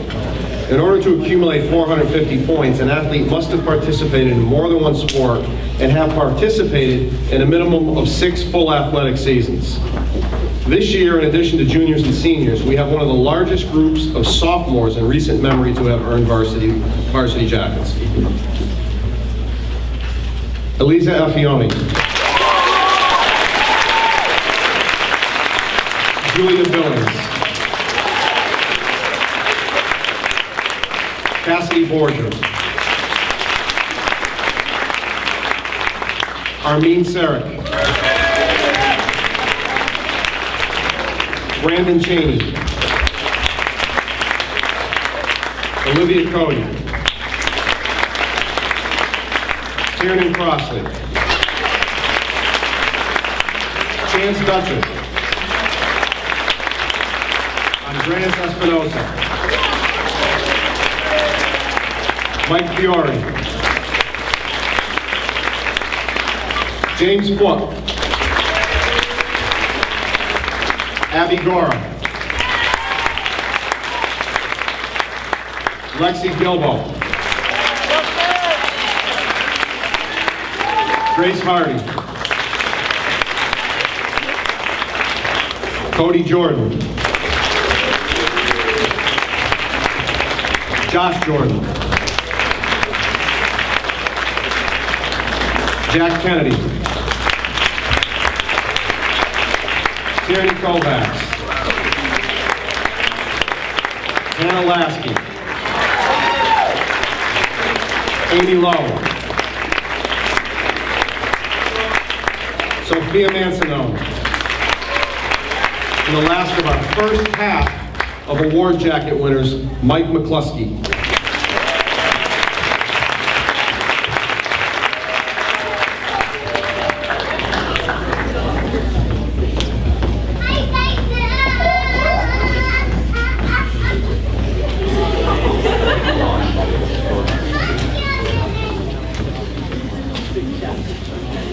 Congratulations to our first group of award jacket winners.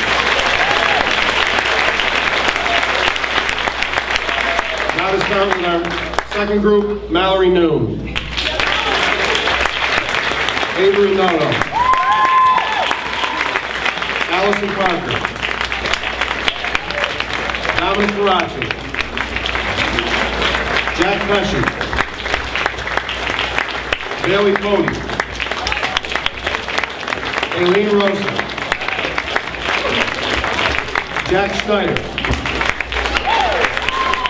Avery Sarah. Sierra Seletsky. Olivia Tabats. Zach Tabats. Lars Bickstrom. Ashley Wagenblatt. Grace Wagenblatt. Chandler Weatherby. Jenna Williams. And our last award jacket winner of 2017, Jack Wright.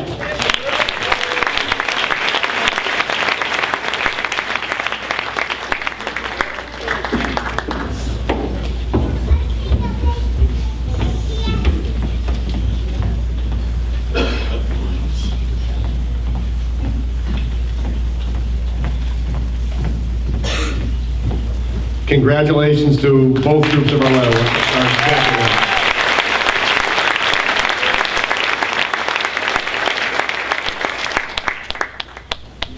Our next award is presented to those that have accumulated 600 points and will be awarded a Chippewa Spartan 600-point plaque.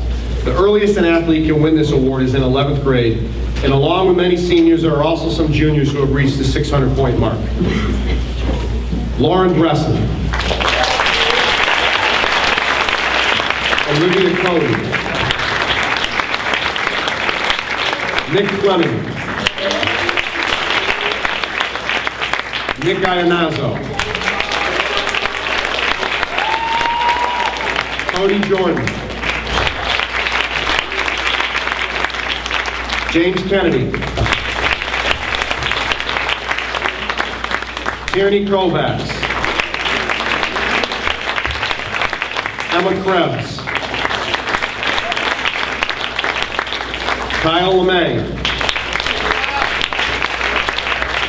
Olivia Moore, Samantha Patrick, Fernando Perez, Nadia Raz,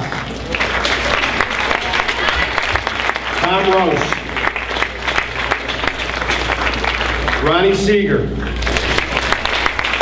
and our last 600-point winner of 2017, Alan Stinson.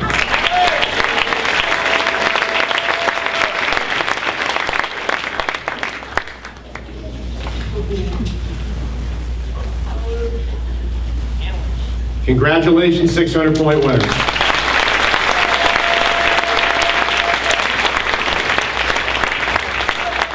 The Berkshire League annually honors those students who are successful not only in athletics, but in academics as well. The Berkshire League Scholar Athlete Award goes to any athlete who has earned a varsity letter while academically achieving high honors. For fall sports, an athlete must achieve high honors in the first marking period. For winter sports, it must be done during the second marking period. And for spring sports, it must be done during the third marking period. We ask that the following Berkshire League Scholar athletes please come forward to receive your certificate when your name is called. Eliza Affioni.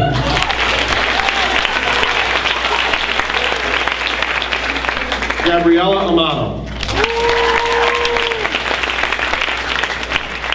Tegan Anderson.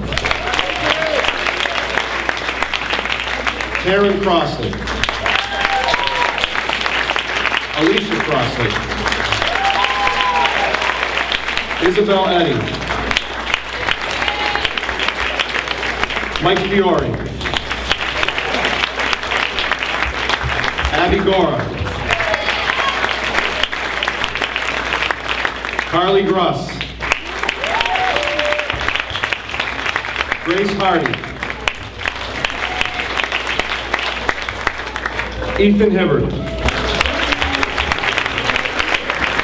Megan James. Wilson King. Tierney Kovacs. Emma Krebs. Noah Levine. Sophia Mancino. Elizabeth Dunzig. Gwen Noto. Devin O'Dwyer. Nadia Ostrowski. Allison Parker. Lucy Puskas. Rebecca Roz. Avery Sarah. Julia Sinatra. Bridget Snyder. Sierra Seletsky.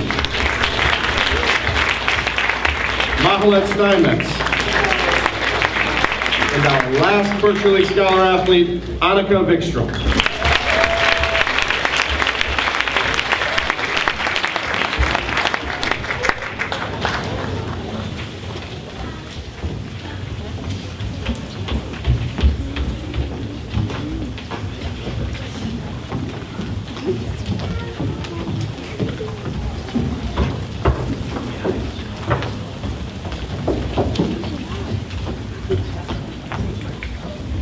Congratulations, Berkshire League Scholar athletes.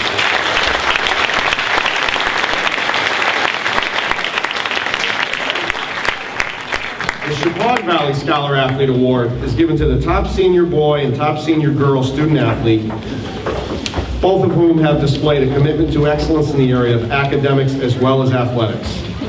This year's Scholar athletes have consistently made sacrifices through their high school careers. And this year's Scholar athletes are Maddie Gora and Sean Welsh.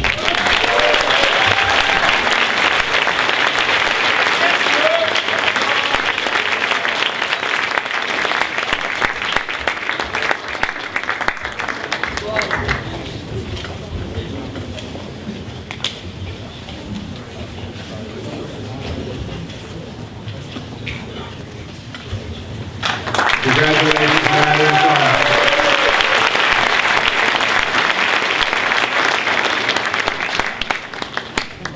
This next group of award winners, those who have reached the 800-point mark, will receive a silver 800-point award trophy. This year's group of 800-point winners are some of the most dedicated, consistent, and valuable multi-sport athletes at Chicago. Noelia Aguirre.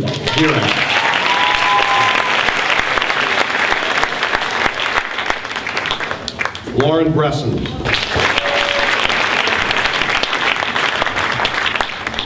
Ralph Caprolozzi.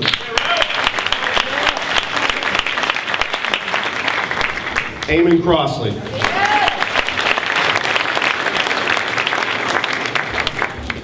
Austin Dutcher.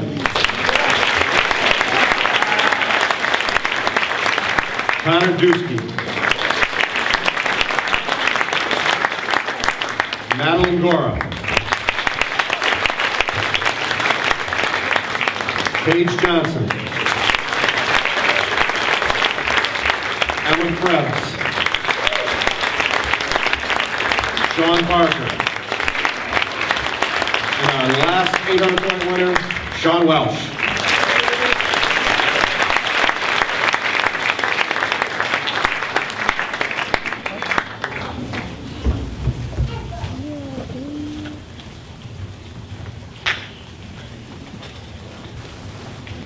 Congratulations to our 800-point winners. Impressive accomplishment.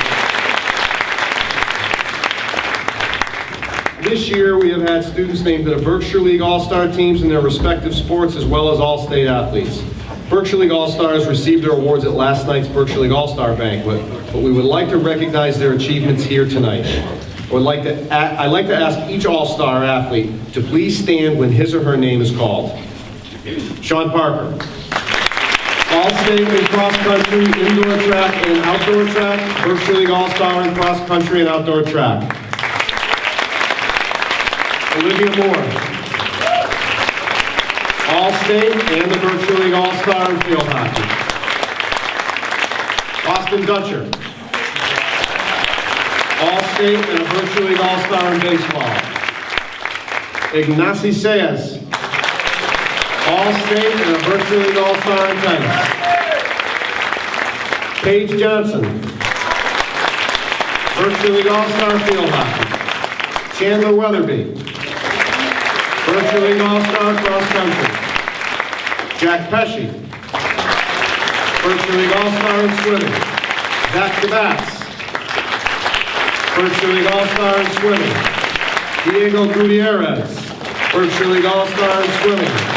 Jackie Kennedy. Berkshire League All-Star in swimming. Elisa Affioni. Berkshire League All-Star in track.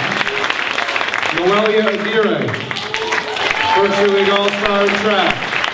Lauren Bresson. Berkshire League All-Star in track. Emma Krebs. Berkshire League All-Star in track. Josh Jordan. Berkshire League All-Star in tennis. Emma Cassis. Berkshire League All-Star in tennis. And our last All-Star athlete, Annie Rosa of Berkshire League All-Star in softball. Congratulations to all of our All-State and All-Star athletes. 1,000-point award winners are those athletes who have been consistent three-sport athletes throughout their high school careers. This year's 1,000-point award recipients have not only been dedicated and consistent, but they have shown leadership and athletic excellence throughout their high school athletic careers here at Chicago. Our first 1,000-point award winner is Austin Dutcher.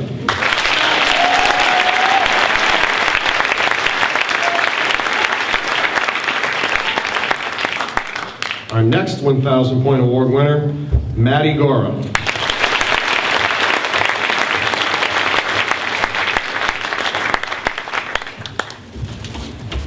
Next, earning 1,000 points this year, Paige Johnson.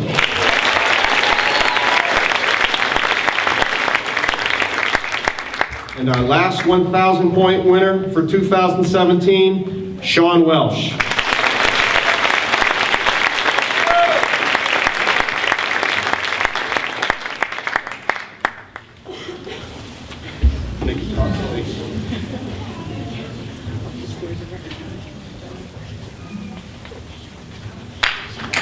Congratulations, 1,000 point award winner. Impressive accomplishment. Now we've come to the two top awards given based upon the Chippewa Valley Athletic Point System, the Joseph Babcock Award and the Charles McGinnis Award. These awards are given to the top senior girl and top senior boy point winners each year.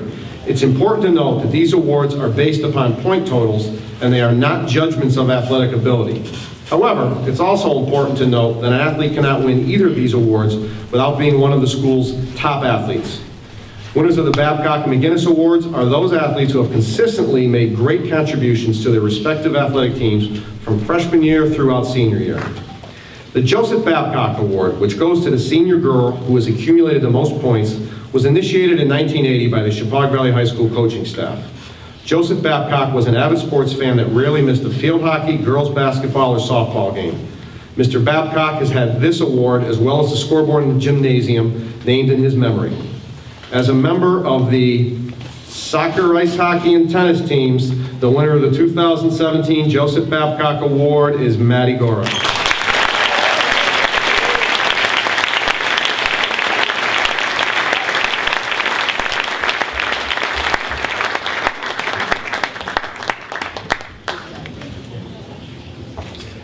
The Charles McGinnis Award, which goes to the senior boy who's accumulated the most points in his class, was established in 1962 by the Washington High School coaching staff.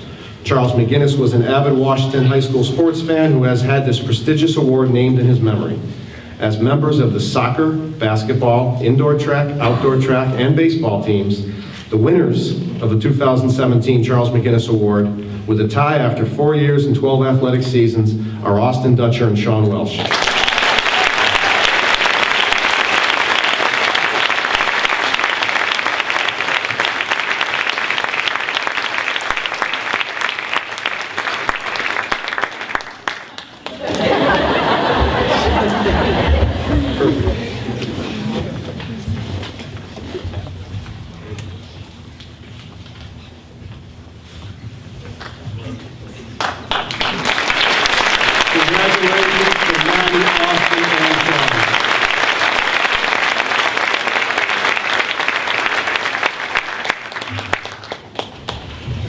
And lastly, each year, the Berkshire League presents the top overall senior athlete with the Raymond Marinko Award.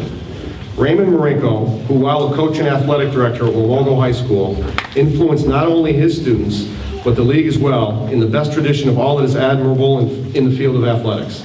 This honor is awarded by the coaches and athletic directors of the league to the one senior athlete in the Berkshire League who best exemplifies the following qualities: outstanding athletic ability, scholarship, leadership, integrity, courage, versatility, and service.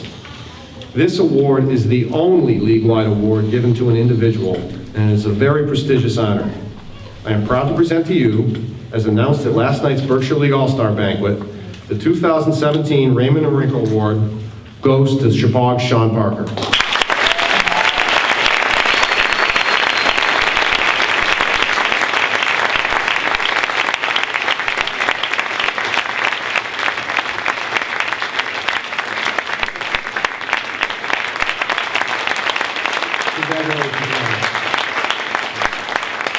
On behalf of the entire Chippewa Valley High School faculty, I would like to wish each and every award winner congratulations. Thank you to everyone in attendance tonight, and before you drive home safely, please join us for desserts in the cafeteria.